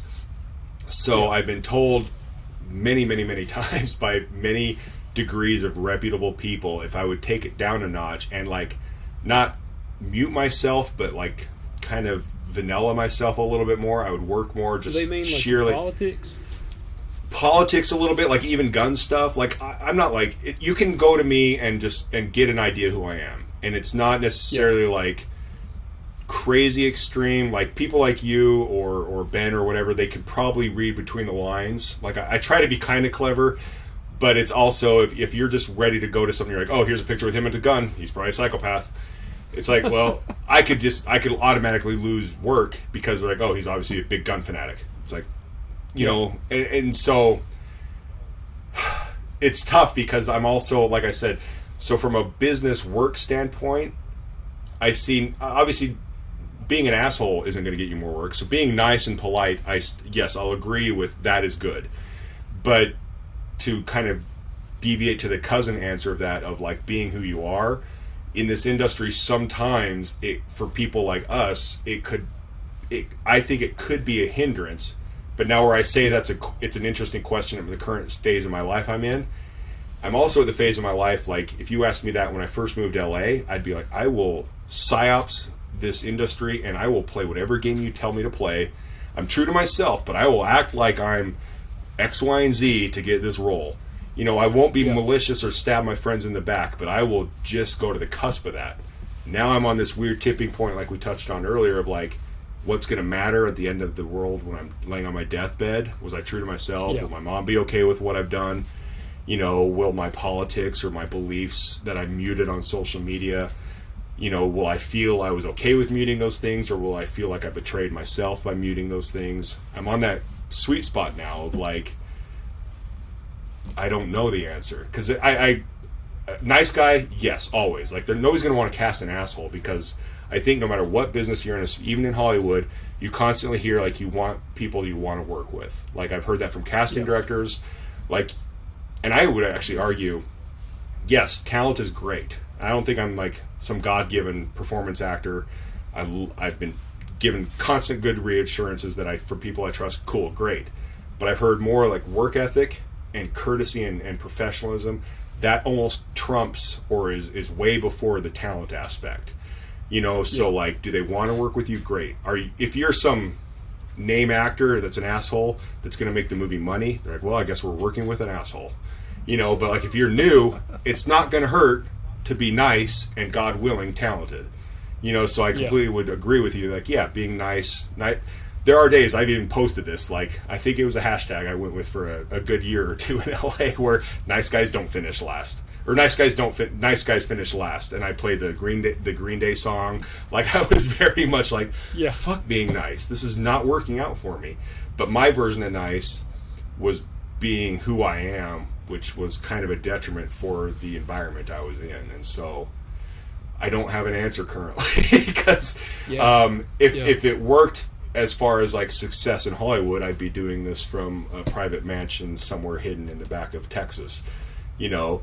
But I'm happy with who I am, and I've, you know, like at the end of the day, like one specific very I won't name names, but a very crazy high-end stunt coordinator in the Marvel world said, if you would be less, like, I'm summarizing, but it was basically, if you would be less you, you would have a career that would make everyone jealous. And I'm like, I don't know what that means, because I think I'm actually careful with what I do. If this is not, if my careful version is not like muted enough, fuck, I'm gonna have to live on Valium my whole life. Like, this sounds impossible. So it's very weird, because at the end of the day, like, just do your job. Like, I think the weird thing about art and Hollywood and acting and all that bull crap is look at it like a job. Like, you can have an asshole day, but still produce, succeed, and, you know, meet your quotas or meet whatever your demand is. Sell to your clients, sell to your customers. Great. You can have a bad day. You can put it off and still act polite and have a bad day. It doesn't mean you're an asshole. If somebody's if somebody just go act like they're playing pretend. You have kids. 5-year-olds can pretend way more convincingly than Al Pacino. Like, they fully believe they are what they are. Like, that's not blown out of proportion. Like, just at the end of the day, it's just a product. And for some reason, this weird Hollywood acting billion-dollar box office stuff adds this crazy weight to it, that it's just like, wait, there's people curing cancer for billions of dollars, and they have to be polite and professional and wear a suit, and they can't act like assholes. Why is this any different just because it's artsy-fartsy, you know? Yeah, so it's just, that's a brilliant question. I don't know the answer. Well, it is interesting, and one of the cool things that I feel like we're seeing a little bit of, well, there's two things. One, we are seeing the kind of conservative film stuff roll. Like, you know, I think, what do they call it? The Daily Wire has put out a few movies, and they're pretty. I mean, they're high-end films with like, you know, Thomas Jane I saw is in one of them. And so these, you know, they're nothing to scoff at. And then also, man, you got guys like Chris Pratt, who I mean, Chris is. I've had the good fortune of, you know, getting to know Jack Carr from the show, and I've asked Jack straight up. I'm like, what is Chris like? Is he cool? Is he on the Kool-Aid? And he's like, he's not on the Kool-Aid, man. And so, you know, we're seeing that. I did just recently see where Luke Grimes from Yellowstone was on Jimmy Kimmel, and he was talking about, you know, he loves to deer hunt, elk hunt, and he uses a rifle and he uses a bow. And he probably just lost half his audience by telling them that truth, dude, you know? Yeah.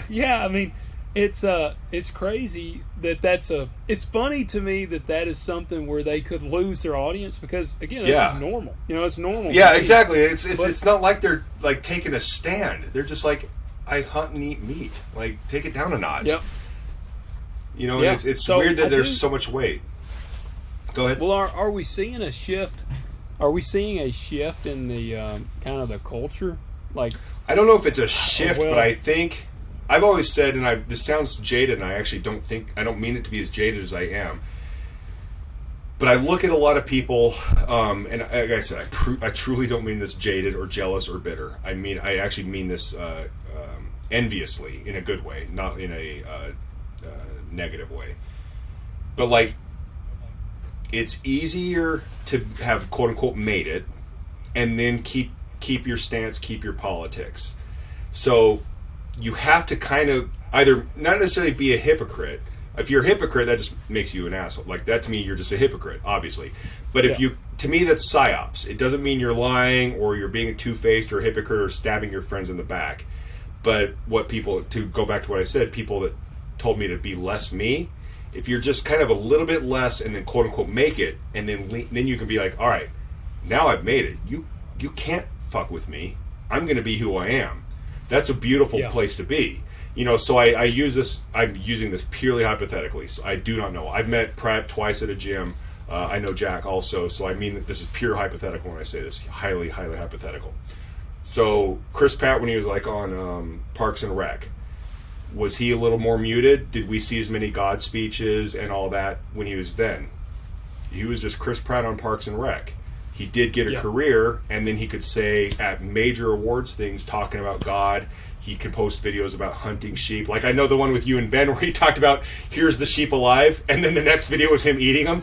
You know, like, could he have done that at the Parks and Rec time? Or was he just cognizant enough, and again, it's hypothetical, to go, hey, I need to establish a foothold, so I'll mute a little bit of who I am. He wasn't hypocritical. He wasn't like anti-meat, anti-God. He just was muted, or used, you know, or he came across neutral.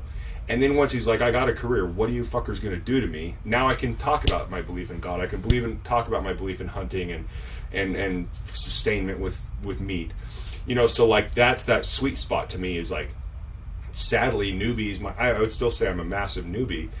It's a beautiful place to be when you have leverage. So like, you know, like that's, I see to answer your question is, yes, I think there's a shift.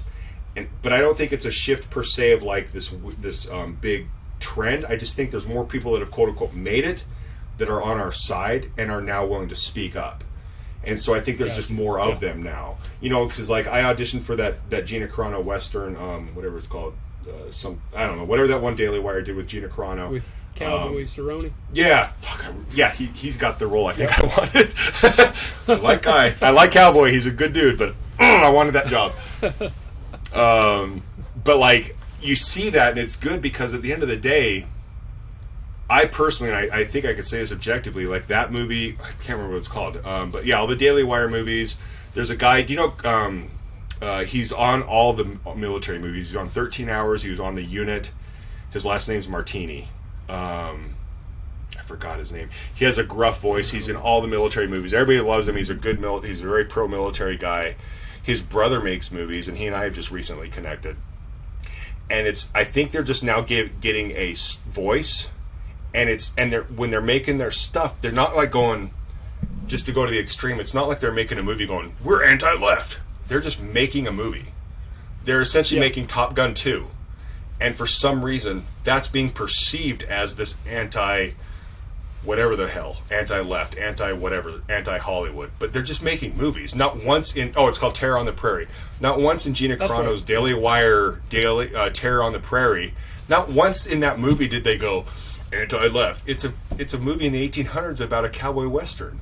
It's anti-left or anti-Hollywood only because it was made out of that system. So it goes back to like, just people just being themselves, and if that is considered anti-you, that's on you, man. You know, like if you and I watched a movie that had a scene about anti-guns, you and I would be like, bro, why are you making a statement about being anti-gun? But the things you're talking about with the Daily Wire, Pratt stuff, they're just making movies, and if people are taking offense to it, that's on their perspective. Not once in the terminal list are they going, bad left. You know, they're just making a movie that happens to have guns, and if you don't like guns, okay, you might be offended, but they're not saying those who are offended by this, fuck off. You know, so I think there's more people having a voice, and it's for people like me, for people like you, if you come back in and play in this world, it's opening the opportunities. But I don't think it's I just think more people have made it and can tell them to F off, i.e. Gina Carano, Daily Wire, etc. You know, and people can say just F off, and like Top Gun 2 crushing at the box office is kind of like. And Tom Cruise, crazy or not, he's not ever been really a stance guy. He just makes movies. Like, he's, to me, whether you love him or hate him, like, as a kid that just wants to play pretend and run away from explosions and do action, I will never fault the guy for that. Somebody asked him if he wants to direct or make movies, he's like, no, I just like acting. He was a little kid that wanted to blow shit up and do action stuff, and that's his dream come true. I can't fault that guy. Like, that is a dream career. He does all his own stunts. Obviously, that's a obviously the insurance companies are freaking the hell out. But he made a movie that didn't take a stance. Nobody was pissed. He wasn't like anti-left, anti-right. He's like, I'm going to make an action movie. Screw off everybody. He's an entertainer. Exactly. He's out to entertain, and you don't go to this stuff to see his stance. If you want, go watch one of your news channels. And I think that's the shift. I think, fuck if I know if it's going to ever happen, but that's the quote-unquote shift, is that the numbers are speaking volumes. Terror on the Prairie, my opinion is because they did it through Daily Wire and you had to have a subscription and all that. That kind of F's them a little bit, if it was on net. But obviously Netflix might not show it because they're like, oh, that's anti-Hollywood. It's like, no, they just wanted to make a movie. Like, Hollywood wouldn't make it, so they did it themselves. So, like, that just sucks because to compete with that beast, like, that's a giant money-making beast. It would almost be worthwhile for a kind of conservative group to come out with, like, the Daily Wire. If they wanted to make films, it would almost be worthwhile for them to come out with a whole separate, like, production company. Yeah. Doesn't necessarily, like, where they're not necessarily lumped in with the Daily Wire. Yeah, because the minute you hear Daily Wire, you're going to be ready. You're like, oh, I know what I'm in store for. It's like, no, like, they just made a movie. They just made a Western. I agree. Like, if they made some sort of shadow studio and just funded it quietly, thumbs up, just shut up and make movies. But and again, it all goes back to, like, as much as I hate not getting work, or I hate the system, if I look at it from a producer or a money-making standpoint, I get why decisions are made, because it's all about profit. You're not going to undersell yourself on whatever you're selling, because you got to put food on your table and not lose money. Yeah. So I see why, like, they'll cast Cowboy over me. I mean, not like, I'm just saying purely on paper. I don't know, performance or otherwise, but, like, he's got a name. He's gonna put butts in the seats and bring tickets. I get that. Like, that makes sense from a money standpoint, and X, Y. So I see why decisions are made that way. But at what point are we only making movies for money? Like, I was just talking to a good buddy of mine. Like, I want him to make it someday. Like, he's got a brilliant, inquisitive mind, and we were talking about Black Adam. And we were talking about PR and marketing, and, like, Godfather or The Departed, or I don't know, I'm just picking random movies that I don't remember anything other than trailers. They didn't do like a 2-year-long media blitz. Like Titanic, that was a perfect example. I think I saw a trailer for that in college, but that was like one of the biggest box office sellers of the world. And Kate Winslet and Leonardo DiCaprio didn't do a 2-year blitz. They didn't go on Twitter like The Rock and post every picture every 2 hours about his every meeting of every workout of everything. It's just like, no, they made a movie. Yeah. People showed up. Thumbs up. Called a day. Yeah. And I hope there's just some weird great reset, and I don't know. But at the same time, I get it, because it's business. Like, you have to, it's so ruthless. Like, Terminal List, I pray it succeeds, don't get me wrong, but, like, you also are, like, terrified that they're not, because, like, if they're not willing to play the game that you and I both respect them for, is it eventually going to cost them because it's not bringing in the biggest audience? Like, their morals and ethics are intact, but the show doesn't get canceled. It's like, ugh. And that's where, and it didn't, from what I've seen, it crushed it, I'm pretty sure. Like, it continues crushing it, and same with, and I say this as a fan and as a jaded person that didn't get the role, but, like, even the Jack Reacher movie, it's about a giant dude going around just righting wrongs and beating the fuck out of people. There's no big moral dilemmas. There's no left and right, guns, anti-guns. It just is.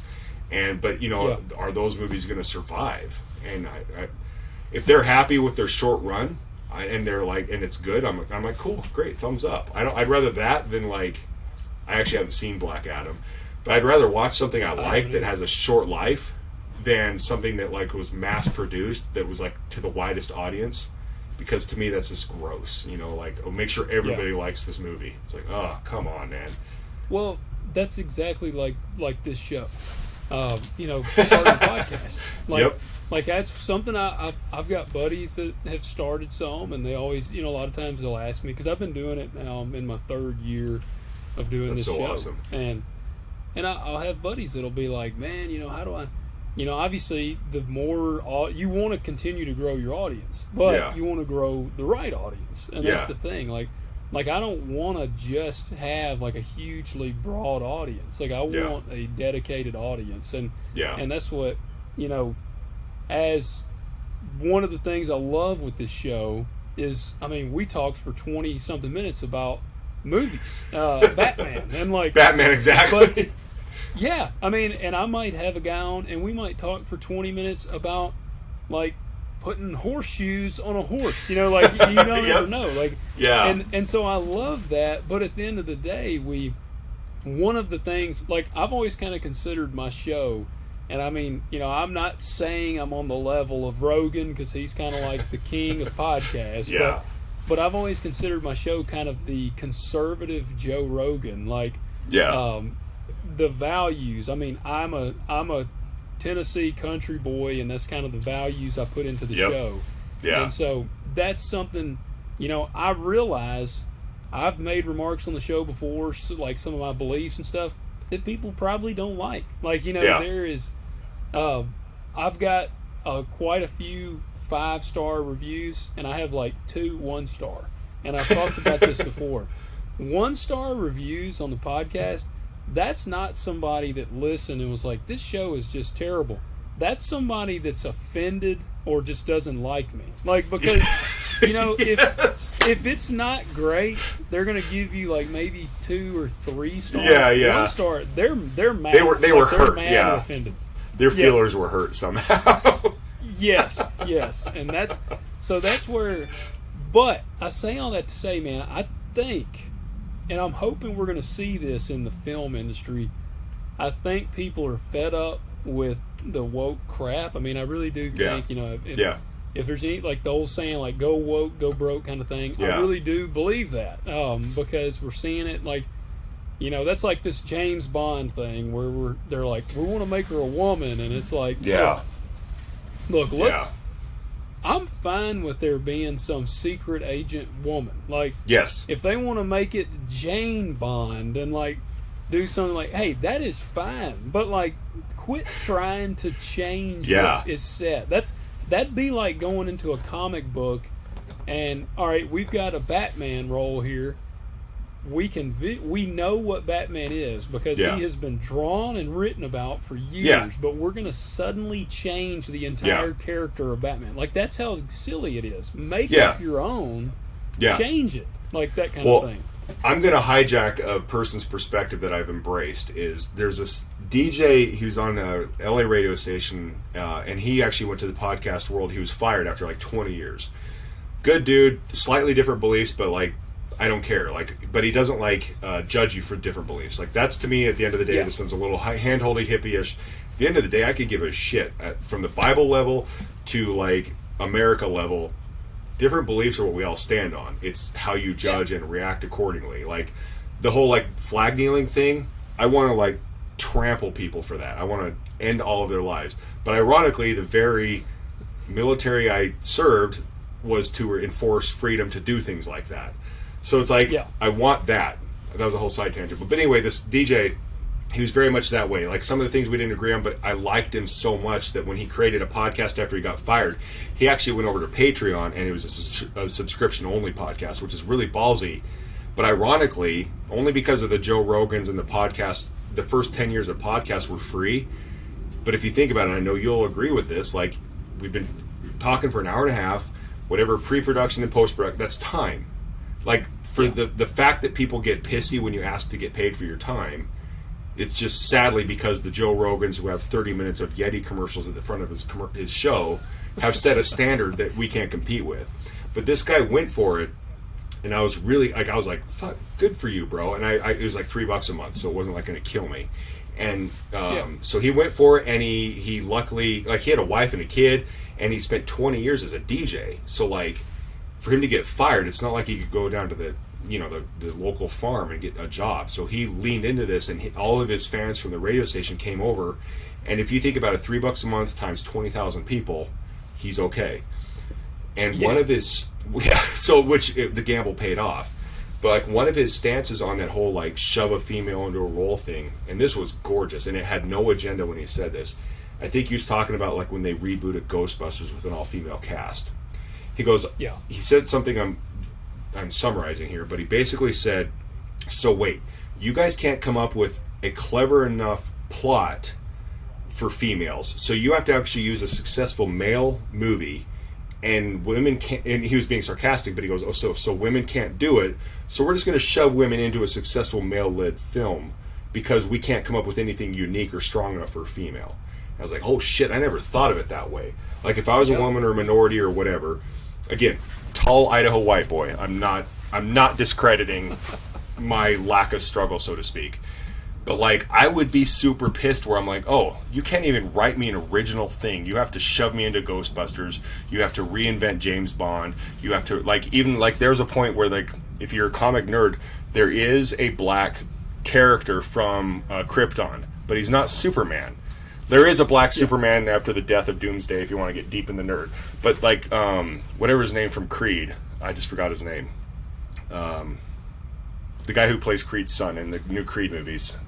Michael B. Jordan. Crap. I know who yeah. Yeah, Michael B. Jordan. Like, there was this point where he was slated to be black, but it was literally Superman as a black dude. It wasn't the black Kryptonian from, like, the comics. Like, so they were... I would be pissed. I'd be like, you can't even give me my own thing. I have to plug in to this established strong thing. Like, that's an insult in a way. And so that's what that podcaster said. I was like... That's actually brilliant. Like, I never thought of it that way. And when I mentioned that movie way at the beginning of this called What Happened to Monday, it sounds like I'm getting a commission off that show. But it's on Netflix, but it had a female-driven, badass woman, and it was an original script. It was an original plot. It wasn't based off of... And it was badass. It wasn't like shoved in our face, look at this female. We made a movie about a female. Did we mention it was a female? Yep. It was just a badass chick doing a badass thing.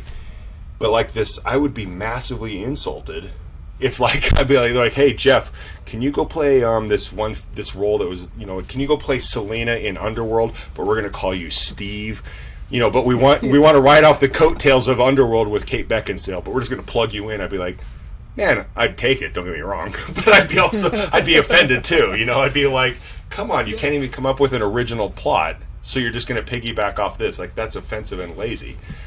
But on the flip side, somebody pointed this out to me, and this shut me up too.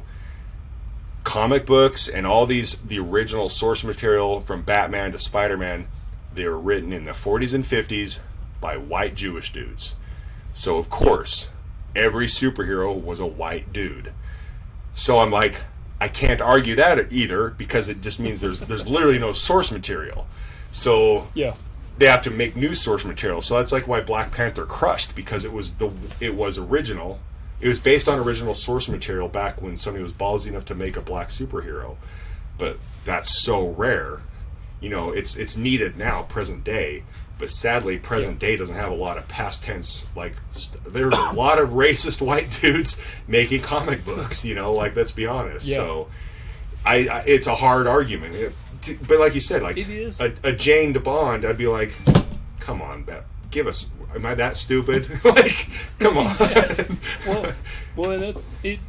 One thing it does also is it makes the films feel like inauthentic, or like 100%. Are they doing this to check a box? And one of the ones that comes to mind, and I mean, and I don't know if they did this to check a box or what, but it's kind of like, all right, in I guess I'm dropping a spoiler alert, but people have had years to see this.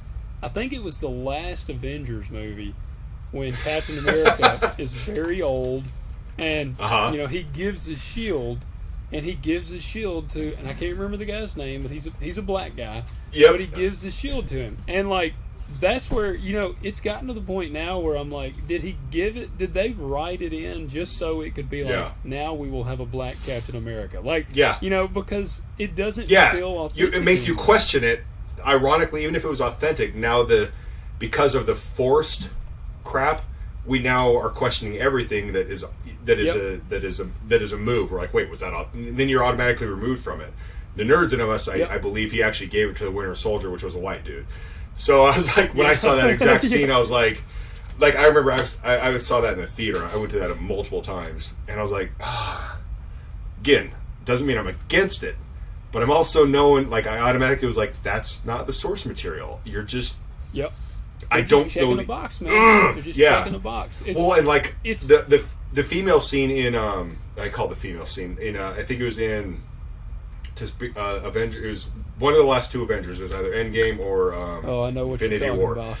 The badass 8 females walking forward scene. Like I think actually a couple of them were offended. I think they actually came out in news reports going, I was really offended that like all of a sudden like they have this super cliche like. I can't remember what she said. She said something like, we can't do it alone. And then another girl walks and goes, we'll do it together. And they have this slow motion female walk. And then that's it. 3-hour movie has a 30-second tribute to strong women. Don't get me... Again, I say all of that like I'm not biased. I'm not anti-strong women. I'm not anti-strong minority X, Y, and Z. Yeah. But come the fuck on. Like, dude, like just one slow motion walk? Come on, man. It'd be like... I've laughed. I loved the show Sons of Anarchy. Yes. And I'm glad we're kindred spirits. Dude, well, it's kind of funny. I was going to say I'm glad they made it when they did, which I guess it has been 10 years or more ago. Yeah, it doesn't holy God, feel you're right. Yeah. Yeah, like it doesn't feel that long ago.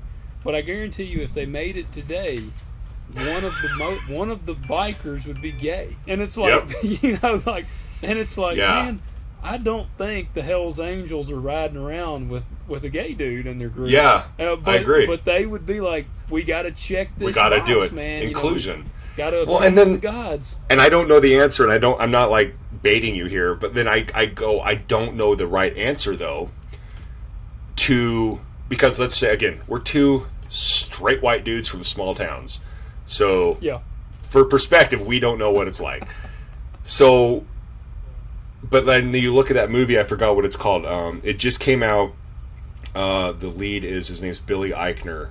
It's basically a gay rom-com, and it bombed at the box office. And I'm not saying that that's indicative of whatever, but obviously it makes me wonder. Well, how like straight up, I have gay family members. I have some straight up close friends that are gay, using gay as a reference. But I'm just talking. It could be gay, it could be minorities, it could be females in cinema, whatever. Maybe there isn't so much a need for that as far as like referencing your like a homosexual in Sons of Anarchy.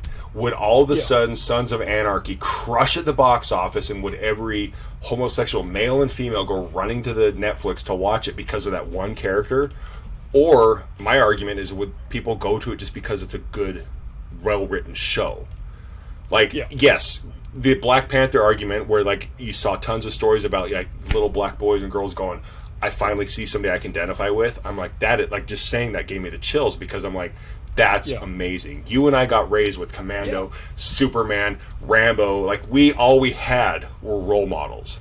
So I get, I can only think I get what it's like to not have that and just have nothing. And this is very political, but like, so if all you see on the news is people of your race being like imprisoned or in jail, like only negative. Yeah, that would be weird. That would be very surreal to me.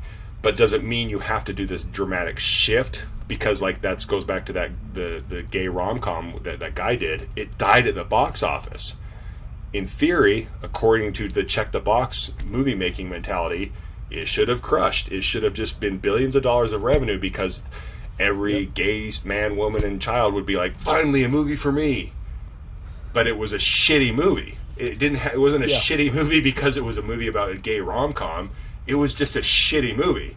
So to me, that speaks volumes. Like, it's just, and this sounds super pitchy, but like a good buddy of mine, he wrote a movie.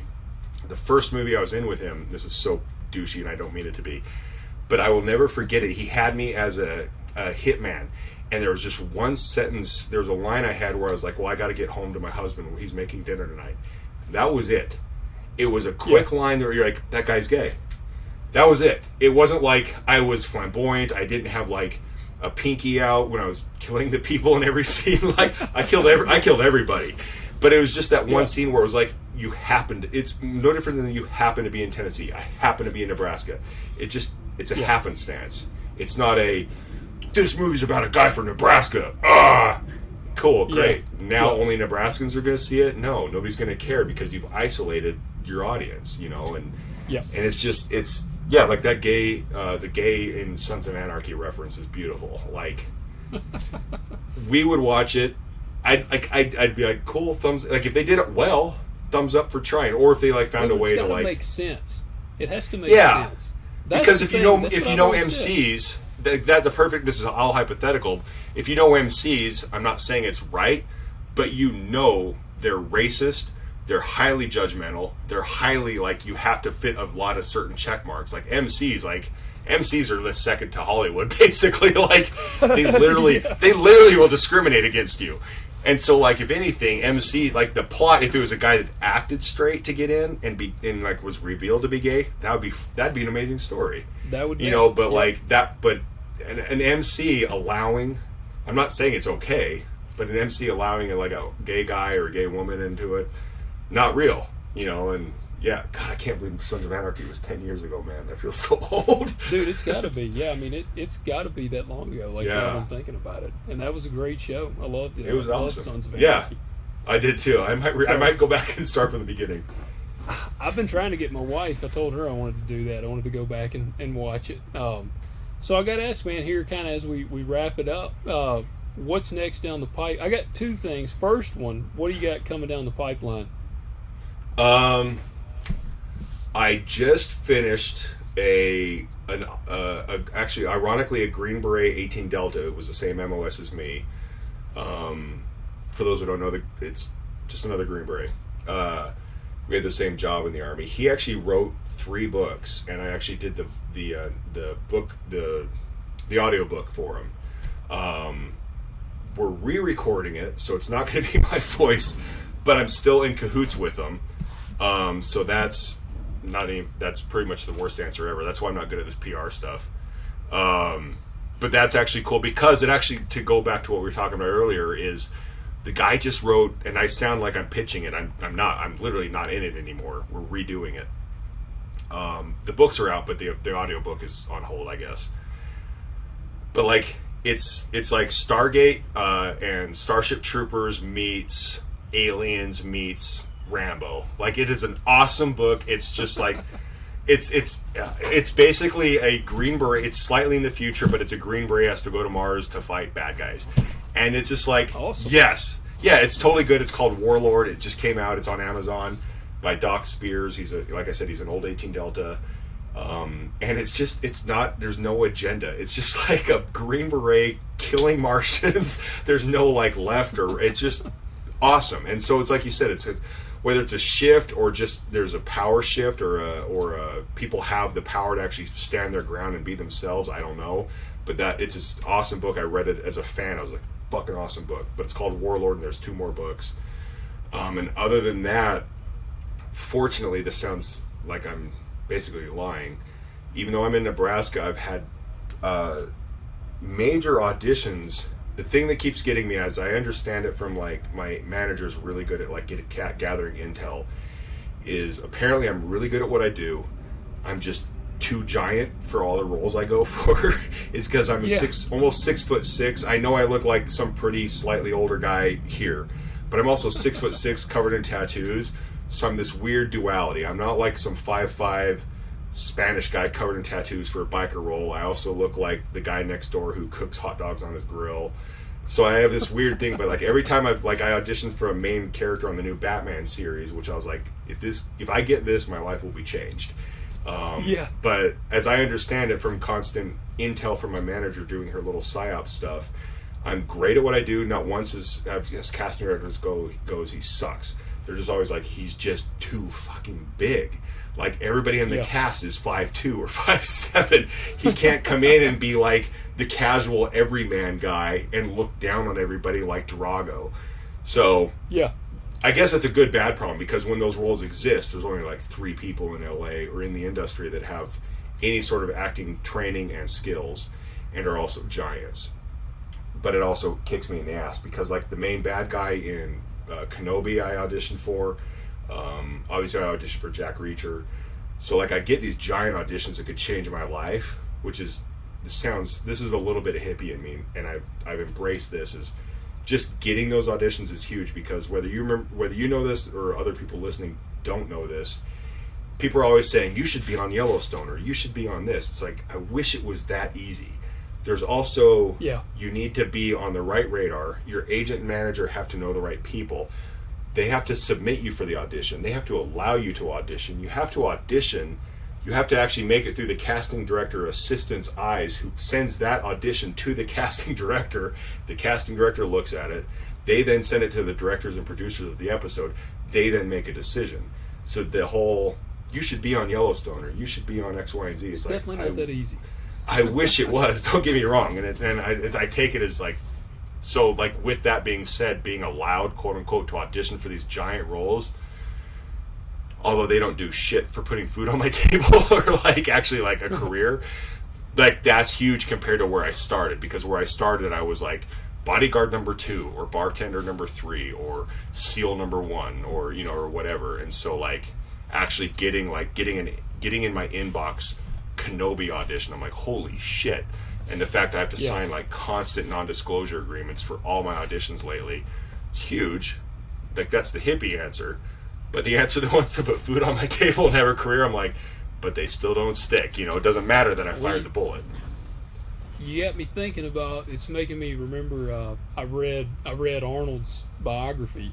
Yeah. You know, he talked about when he did Conan. Yeah. And, you know, they were all like, at that time frame, it was your Dustin Hoffmans, your Al Pacinos, and guys like that were kind of little fellas. in. Yeah, and that's what he said. Guys were like, you are just too big. Like, you're never going to make it. And then when he got Conan, the director was like, if we wouldn't have found Arnold, we would have literally had to build one. Build him. Like, you know, I love that quote. Yeah. And that's what it is. Dude, and that's it's what I'm thinking. And it's exactly that. And it's weird, and that's the thing. A lot of people, like, you know, I'll tell my own mom this. She's like, Jeff, I was just watching Yellowstone or 1883, the prequel to Yellowstone. You should totally be in it. I was like, it's not like it's a regular job app. You know, there's like 9,000 check marks of people that allow you to even breathe in their air, let alone audition.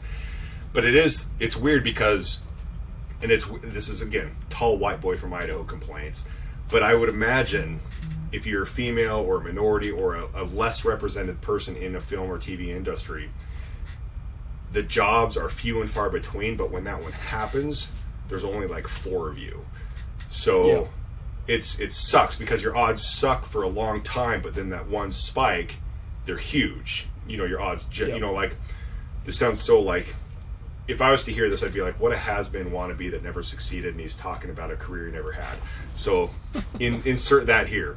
But like the whole Jack Reacher on Amazon thing, like it was broadcast through all the channels, all the agents, all the managers in LA.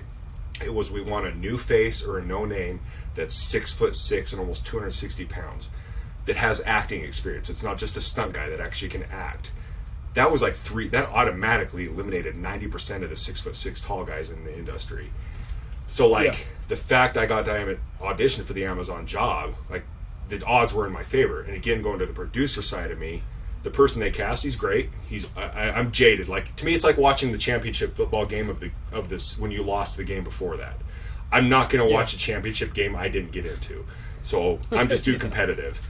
But on paper, he's better. He's totally on tons of Flintstones vitamins. He's way bigger than me, and he's got a name. On that vitamin S. He's a big dude. He's a giant fucking dude. But he's got enough of a career that it makes sense box office wise. Like if you just put Jeff Bosley and Alan Rickman on paper, unknown dude, or a guy that was on DC's Titans, automatically those kids from DC's Titans or DC Titans are going to follow him. So I get that. I don't fault him for that at all.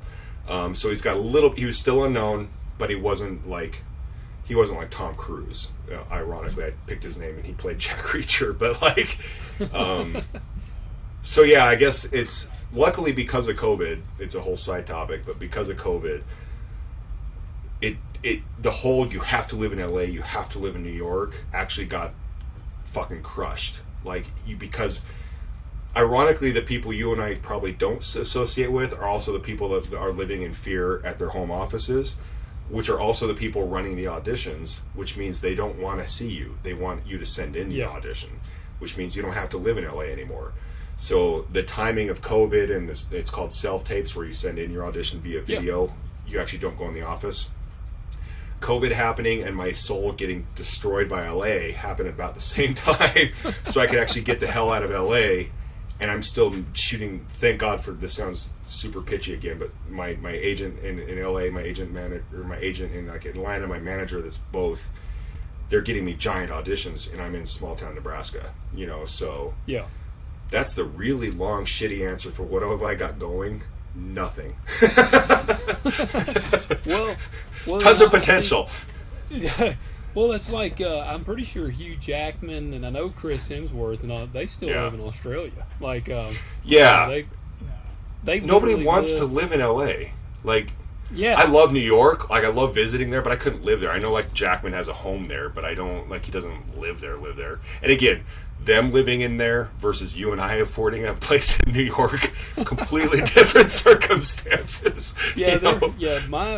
What I could afford would not look like what they can afford. Sure. I would probably be their shoe closet is what I could afford. Yes, yeah.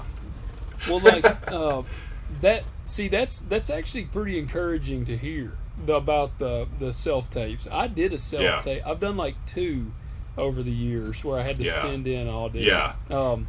But I just recently was reading. I'm a big fan of Stephen Pressfield, and I don't know if you've ever read any of his stuff. He wrote Gates of Fire. I know the name, and I can't figure out why I don't know it. I can't place it. Well, he also wrote Legend of Bagger Vance. He was the okay, gotcha. Yes, so that helps. Well, he's wrote a bunch of awesome books, and one of them's called The War of Art, and it's awesome, man. If you haven't read it, I'm literally going to write it down.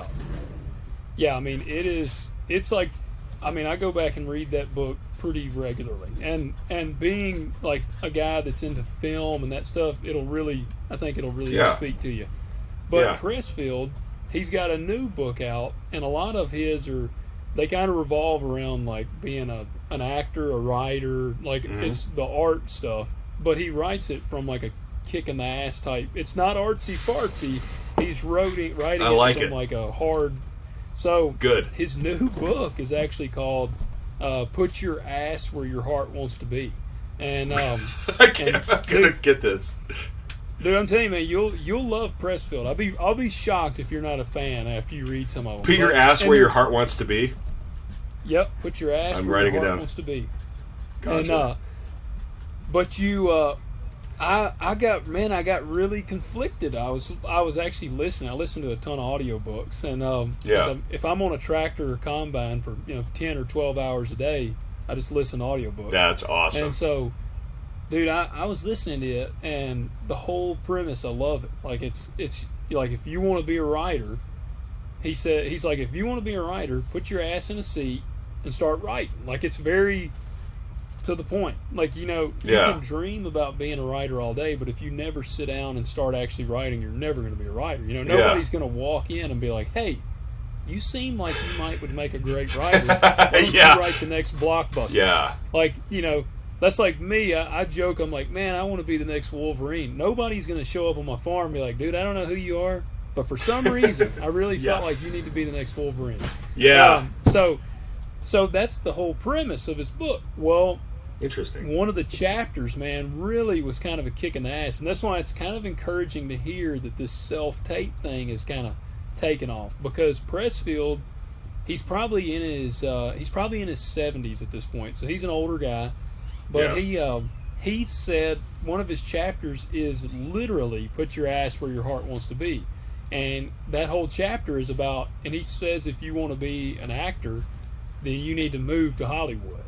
And you need to be there. And, like, I'm listening to it, and I'm like, oh, man. So, like, it really conflicted me. Because I'm like, does this mean that it is, like, that ship has sailed? And and now he adds caveats in there. He's like, he says you don't have to, absolutely. But he said it makes things much more easy. Like, and he mentions, Stephen King, as famous of a writer as he is, he's never left Maine. He's always lived in Maine.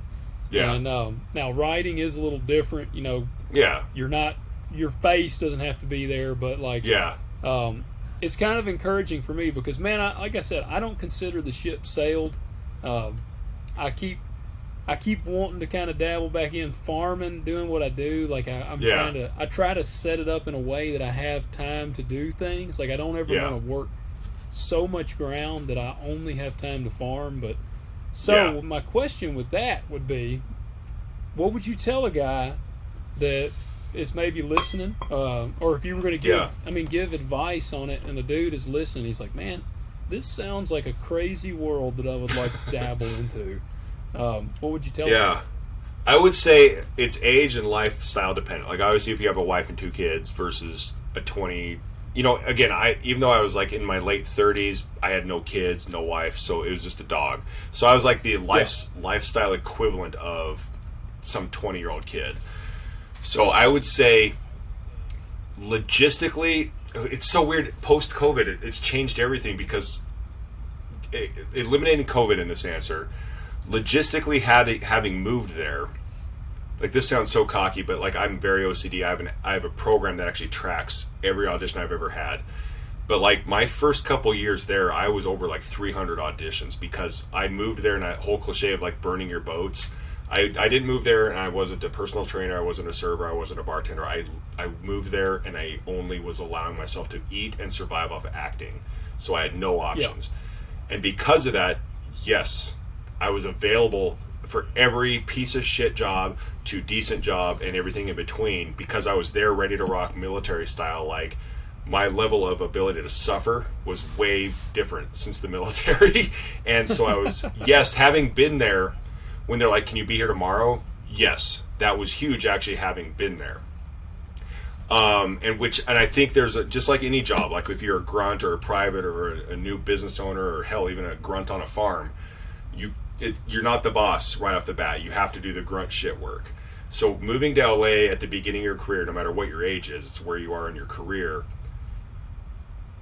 loosely is a necessary evil that I would, ironically, despite how much I hate it, I would slightly advocate if your lifestyle is wiggly and you're willing to go through a little bit of shit you don't like. Because being on the ground is going to help. Because let's be honest, so even me, let's be honest, let's say I get an audition, like actually the Batman series shot in, I think it did shoot in LA. So let's say I got that, or I was up for that job and somebody else was up for that job, but the other person was actually in LA. They'd be like, well, it's cheaper to do the guy locally, so we're going to take the local guy. So like just sheer logistics, it's going to be cheaper if you're there because most stuff is shooting in LA or Atlanta. Yes, if they're shooting in some wazoo place in Texas or Omaha or Canada or whatever, but those aren't the hubs. So yes, logistically they're going to pick the local guy because they don't want to pay for it. So that's an obstacle I run into. So being the noob and starting a career and actually being there, you're ready to rock and you can react to everything. Some of my biggest jobs, like when I was on, this sounds so douchey, like talk show couch talky kind of interview stuff. But like when I was on Brooklyn Nine-Nine, that was like a Friday, and hey, can you be here in an hour? So if I obviously lived in Nebraska, I would not have got that job. So yes, if you can do it, great. It's not going to hurt. I would say like mitigate your soul. Like if you're of our ilk, have an escape strategy because the place, you have to, like, just like anything, like you have to be willing to like suffer and suck to get something you want, or at least try to want. But have an out, which I didn't have. I went till I burned out, which is I'm still, for lack of better terms, recovering from. But as you get your career, you do, the weird thing about this industry is you almost like self-select. Like at some point I had to say with my agents and my manager, hey, no more bodyguard number 2 roles. Quit submitting me for those. I have to be I want to be considered for roles that only have names, and it's not because I'm a pretentious asshole. It's just because I'm like, cool, I could have 600 bodyguard number 2 roles, but yes, those got me the resume, they got me the experience, they got my name out there, whatever the hell. But that's not enjoyable. I don't enjoy that. It's not because I'm trying to have an arrogance issue. I just don't enjoy that. I want to actually do my job for a little bit more than like walking past the camera, you know, like that's not fun. Yeah. So at some point, they're not going to tell you, okay, nobody's going to call my agents and go, okay, Jeff Bosley is ready to only audition for this tier of job. So at some point, my agents managers had to have that conversation. And as a result, as a new face, there's going to be less auditions, but the ones that come, they're going to be huge. But because of COVID and because of the less frequent auditions, but they're giant, yes, you can be remote, like I was saying. Like, you can do the self-tapes. I've had bigger... I can actually say this very safely. Since COVID to now, I've had the biggest potential life and career-changing auditions because of self-tapes than I had prior to that. And obviously COVID's a factor, but because of that, like, so that at least gives some hope for the people that, like, oh, I can only handle LA for a couple years. Great, cool. If that's all you have in you, great. Then move to your get something started so you can then move. As much as I hate it, I would still say, yeah, if that's your dream, like my pre-wife is a perfect example. She's a gorgeous human being. She can do modeling stuff, but she has an amazing career at a medical facility, and she has her head on her shoulders as opposed to my, like, psychopathic brain, where she's like, I get tons of reward from my quote-unquote day job. If this modeling job or acting job is going to pay me less, I'm not going to take it because I have an amazing job I actually love. So she's got a brilliant balance on it. But if you want to go the straight up, this is the only thing I want to live, eat, breathe, and exist for, I have no day job like I kind of did when I moved to LA, yeah, move to LA. But if you have some sort of balance or even a family that's keeping you, kind of forcing balance, for lack of better terms, you don't have the luxury, so to speak, of like going through hell, or nor should you really, if that's not your choice, which is completely admirable and fine. And so, like, I'm at that stage now where I'm no longer willing to just be fucking miserable to get 600 Bodyguard number 2 auditions. I'm willing to be happy in small town Nebraska to get, ironically, these giant fucking auditions that I just don't get, versus, and, you know, it's cheaper to live here. You know, I can afford I can afford side jobs at small ranches or working as a wrangler or doing fence riding to pay the bills in between these giant jobs. Whereas, I mean, in LA, like, I'm like one of those horror stories where I was renting, you know, like Tough Shed, that brand Tough Sheds.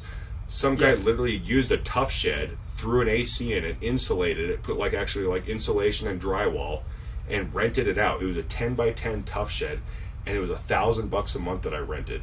God, and the day I went to look at it, there was a line of people trying to get it. Like, it wasn't like I was the only guy. Like, there was a line of people wanting it. So you have to go there willing to, like, suck and sacrifice. So if your life and your lifestyle and or your age can tolerate that for a certain amount of time, yes, living in LA will help. It won't hurt, I should say. The only thing it'll hurt will be you. It's not going to hurt your career. Yeah, so like that's my best shorter answer. Is it's not going to hurt to be there. It might hurt you. It might hurt your soul. It might hurt your mind. It might hurt your heart.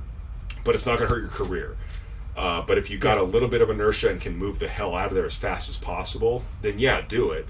But no, there might be those jobs where they're like, well, Jeff Bosley in Nebraska, and especially because of COVID, they're like, oh, fuck, if we fly him from Nebraska because I got to fly into their world, they'll be like, well, we're going to have to test him for COVID, we're going to have to isolate him, we're going to have to do all this shit because of their beliefs, which is fine, teach their own, versus guy that lives down the street in LA.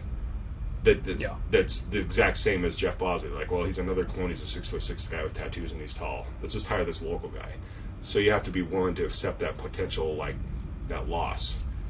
But again, gotcha. Yeah. The older hippie answer is I'm way happier being here, risking losing those jobs compared to when I was in LA at the start. I was willing to be miserable for those jobs. So that's a really shitty answer, but. If I was a kid listening to that, I'd be like, come on, man, that was not cut and dry. If you're young and durable, move to LA. If you're old and beat and you realize the balance between happiness and your deathbed, do not live in LA. That's my fastest answer. There you go. I like that. Yeah, that's good. Yeah. That's good. Well, and it you know, man, I mean, I've kind of the way I look at it now, with the world we're in, as far as seeing these different production companies and stuff start up. And we do live in an age of, like, YouTube. You've got YouTube's crushing it and all this. I'm kind of like, man, try to make some of your own stuff is one thing I've kind of dabbled with the idea of. So I don't know, man. There's a lot to it, but dude, I think we definitely are going to have to do a part 2. I'm up for that. We could easily keep rolling. Yeah, I know I'm a coffeeed out 2-hour talker, but yeah, I'd be up for a repeat. That sounds great, man. This is also what happens when you move to Nebraska and you have no one to talk to. Poor Logan has to hear. It's like, man, this guy never shuts up. Dude, no, it has been a lot of fun. No, this has been a lot of fun. And where can people check out what you're up to? I'm pretty diligent. Sadly, I need to be better on social media as far as the old guy soul saving stuff, but I still am always fueled by the what if. Because casting directors, if you think about it, like, they're still going to go to your social media and go, is this a working guy? Is he a guy we can trust? Is he a guy that we want to align ourselves with? Like, Disney's huge with that. Like, if you have images of you smoking, or if you're doing like some sort of upside down beer bong, you're kind of fucked. So, but with that being said, I stole Hugh Jackman's handle, basically, and everything I have across every social media thing ever is the Jeff Bosley. Not because I think I'm a pretentious asshole, but I was like, well, emulate those who are succeeding, and his is the Hugh Jackman, so I'm the Jeff Bosley. There you go. And luckily I've got verified on all the shit. I do pay to be a hypocrite, I do pay for Twitter Blue, which gave me the check mark, but it's because I'm OCD and it gives you the editing feature. And I could not stand not being able to edit tweets. So there you go. But yeah, it's hard to not find me. I'm a pretty good social media whore, to be honest with you. But I honestly, the one thing I look at, like, if I was a kid and, like, looking back at you and I as our age, and we keep referencing like Commando and Rambo, not counting Stallone and Schwarzenegger now on social media because they're a little off. But, like, what would I want from Stallone after Rambo 1 or like Rocky 2, or what would I want from like Schwarzenegger after Commando, or after Conan, or or after Terminator 2, or like what would I want to see? Like, would I want to see their workouts? Would I want to see because they, despite how much like they were my upbringing, they're still Hollywood now. Like, there's no denying that. I don't care. I mean, shit, Arnold even said, screw your freedoms. Like, he lost me there. Yeah. But that's a whole nother podcast, I'm sure. Broke my heart when he said that. Same. So, but like, my point is like, I still look at, like, if God willing I quote unquote make it, I want to have people go, oh, I remember when Jeff was struggling, he responded to my DM or whatever. So, like, I genuinely, at the end of the day, guys like you, guys like me, guys like brothers I've worked with, I think we're jolly green giants with, like, nice hearts that just want to fucking help people. So I genuinely try to, like, respond on social media and try to, like, people ask me workout tips. I don't know what the hell I'm doing, but I'm happy to, like, throw out a thought here or there. I'm happy to tell somebody how to, like, ground wire in a garage. Like, I genuinely just try to give a shit. So I try to do everything on there. I try not to be a standoffish asshole. So, well, man, that's awesome. Well, guys, I encourage y'all to check it out. And Jeff, I'll be watching for the big break, man. I know it's coming. I know it's coming. Me too. Tell me when it happens. Well, they do they're going to need a new Wolverine before long. Now, Wolverine was notoriously short. So I bet you Daniel Radcliffe gets it. That's okay. I'm going to interview you now. Do you think Daniel Radcliffe will get it? Just from the sheer hype? If he does, I'm going to be really, really frustrated because I just can't. When I heard that like made me mad. I was like, Daniel Radcliffe should not be Wolverine. Okay, have you seen the Sandra Bullock Channing Tatum movie? I think it's called like The Lost World of Z or something like that. No, Isaac.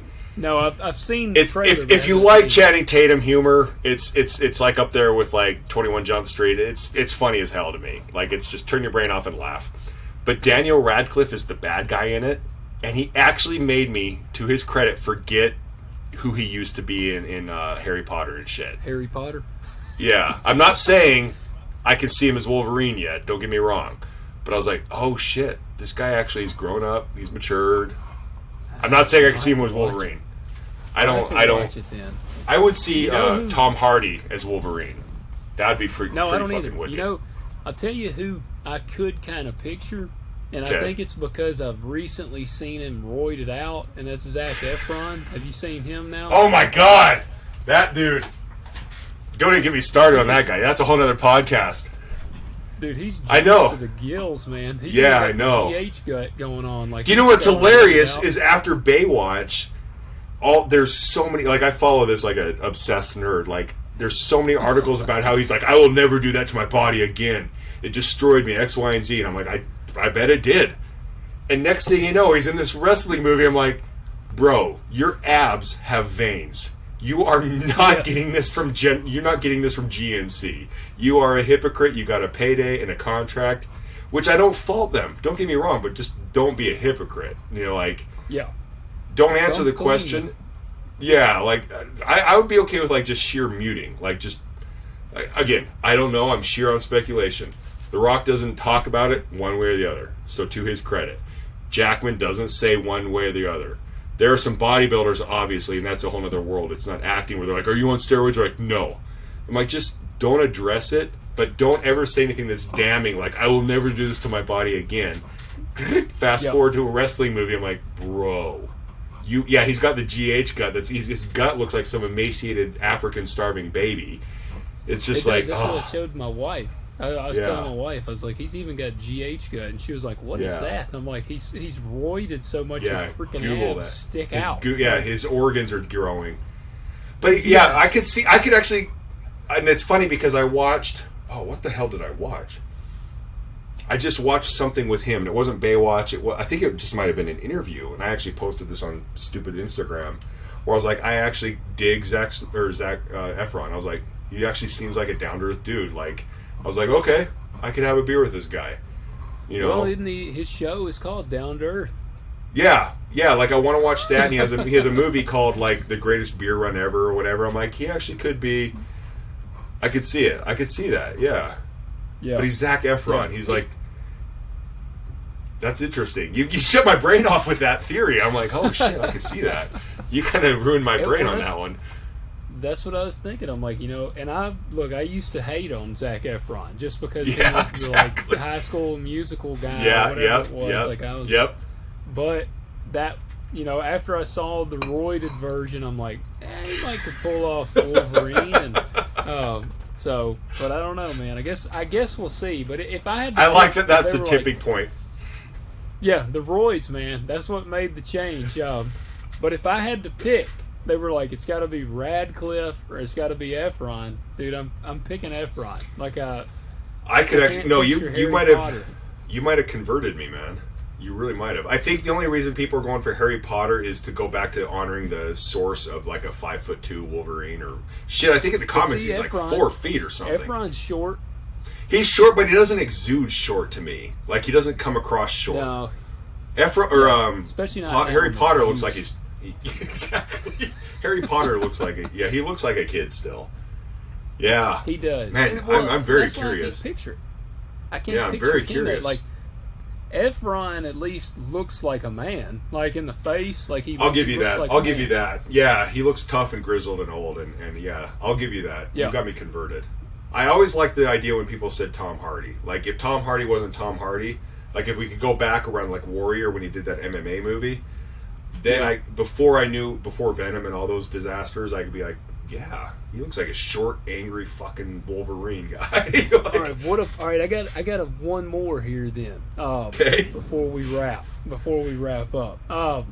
What about now? This one, I'm reaching, but now I'm a huge fan of this guy's movies, but I'm trying to wonder. Now he's older, so like he's really not. It wouldn't be. I mean, he couldn't carry he couldn't carry the franchise. Well, that's what he's probably the same age as Jackman. Okay. But what about, could you picture, now the hair would have to change, but could you picture Brad Pitt pulling off Wolverine? Now, again, I've never seen, he couldn't be blonde. You know what? If anybody could, I could see him. Like, as much as I'm fucking insecure as fuck about the guy, he's funny, he's good looking, and he has an amazing body, his hair's amazing. Yeah, he's the worst. Exactly. Like, did you watch Bullet Train? If anything, out of all the I fucking loved that. I was rolling with that character, everything love I've ever Brad seen Pitt. him in. Everything I've seen him in, I'm like, God damn it, I want to hate this. He's like the guy I remember in high Yep. school that was nice and crushed everything. I'm like, I want to hate you. Give me a reason to hate you. You know what? Yes. I could actually... Yeah, granted, he's older, but I could see that. Of all people being able to pull it off. But you're right. It would defeat the purpose of bringing in a younger actor to carry the franchise. Yeah. But I mean, like I loved Once Upon a Time in Hollywood, and like yes, oh my God, yes, dude, he was great in that. But like even speaking of which, doesn't he hit a woman at the end of that? Like that's the scene I was thinking of when in John Wick where he just decks that girl and he's like, I don't care that you're man or woman, he just knocked her on her ass. Of dog food or something, and he throws it at her. Yeah. Oh, dude. Yes. I honestly don't know that I've ever watched a Brad Pitt film that I hated. Like, I think I've been a fan of just about I was actually, because I just watched Bullet Train, I was talking to pre-wife about it, and I was like, the guy, it's weird how famous he is, because he hasn't made, like, tons of giant movies. Like, the movies he's made are amazing, like, whether you talk about, like, Fight Club, or, like, California, like, that went under the radar. And it was a crazy, creepy performance. Like, he's actually really good at what he does. Yeah. Well, I love like Snatch. Interview with like, the Vampire. I agree. Same. Yeah, I watched Interview with the Vampire like an embarrassing little 16-year-old girl. But, like, yeah, I agree. Like, the guy has not done really anything wrong. And he's so... what was the one, Burn After Reading? Where he's that, like, airhead personal trainer. Yeah. I like it. And he crushes it. And Mr. and Yep. Mrs. Smith, like, he's really good at everything. But for some reason, it's because he's such a perfect fucking god. He's this giant mega star who really doesn't have a giant career. Love this guy, yeah. But and men can't find a reason to hate him. That's right. And I listened to a podcast with him. It was at WTF with Mark Maron, and I was listening to You're it. shitting me. I didn't know he's ever done an interview. I did not either. I got to Googling because I was like, I want to find a podcast with Pitt. And holy he shit. was on there. And it's Mark actually Maron. him and Leonardo DiCaprio are on there together. But, yeah, and I'm not look, Leo's a great actor, but Leo gets a little too activist for me. He's a little off, yeah. Oh, dude, and especially his social media. Like, if you go to his Instagram, it's literally nothing but global warming. And I'm like, come on, man. I'm pretty sure he has a handler, and he's just sitting away, just not doing anything. Yeah, he ain't doing these posts, that's for sure. But Pitt, man, listening to it, dude he is a normal dude, man. Like, he's and he's a gun guy. Like, now I don't know that he goes around promoting it, but he's a gun guy because Jesse James built him and Angelina some custom 1911s back when he was still alive. So he's a big gun guy. Yep. Fascinating. God damn it! More reasons to not hate the guy. Yeah, I'm making it worse. You're not helping it at all. God, now Betty has a run for her money now. I'm like, Betty, I don't know, this Brad Pitt guy is pretty fucking hot. Holy shit! Well, that's my only thing. If you link up with Pitt, you better introduce me. That's my only my only ask, man. I got to meet Pitt. Unquestionably, like I always say, and this sounds super douchey, but if I ever make it and have a connection, I will. The amount of IOUs and debt and just sheer like douchebaggery, I will have a very short career because I will burn so many bridges. Just like, they'll be like, don't go talk to that guy. He'll tell everybody about you, man. Like, exactly. Like, do not tell your secrets to Jeff Bosley. Next thing you know, he's going to be on a podcast and he's going to be telling the world. Yeah, and not giving a fuck is a dangerous freedom, and then some people are there and some people aren't. Yep. All right, hey, I'm sorry. I sidetracked. 100%. No, I will that do was this fun. again anytime. Awesome, I'm jacked. Man. Well, we will definitely do it again. And again, tell everybody to go follow you. And check out what he's doing. And I'll do my best, and I'll cross pimp you with all those blue check marks as much as humanly possible. We'll fight the algorithm. I hear you, man. I appreciate that. Well, guys, thank you all for listening. If you tuned in on the audio, please ask you leave us a rating and a review. If you're watching on YouTube, please hit that like button and hit the subscribe. And hope you all have a good one.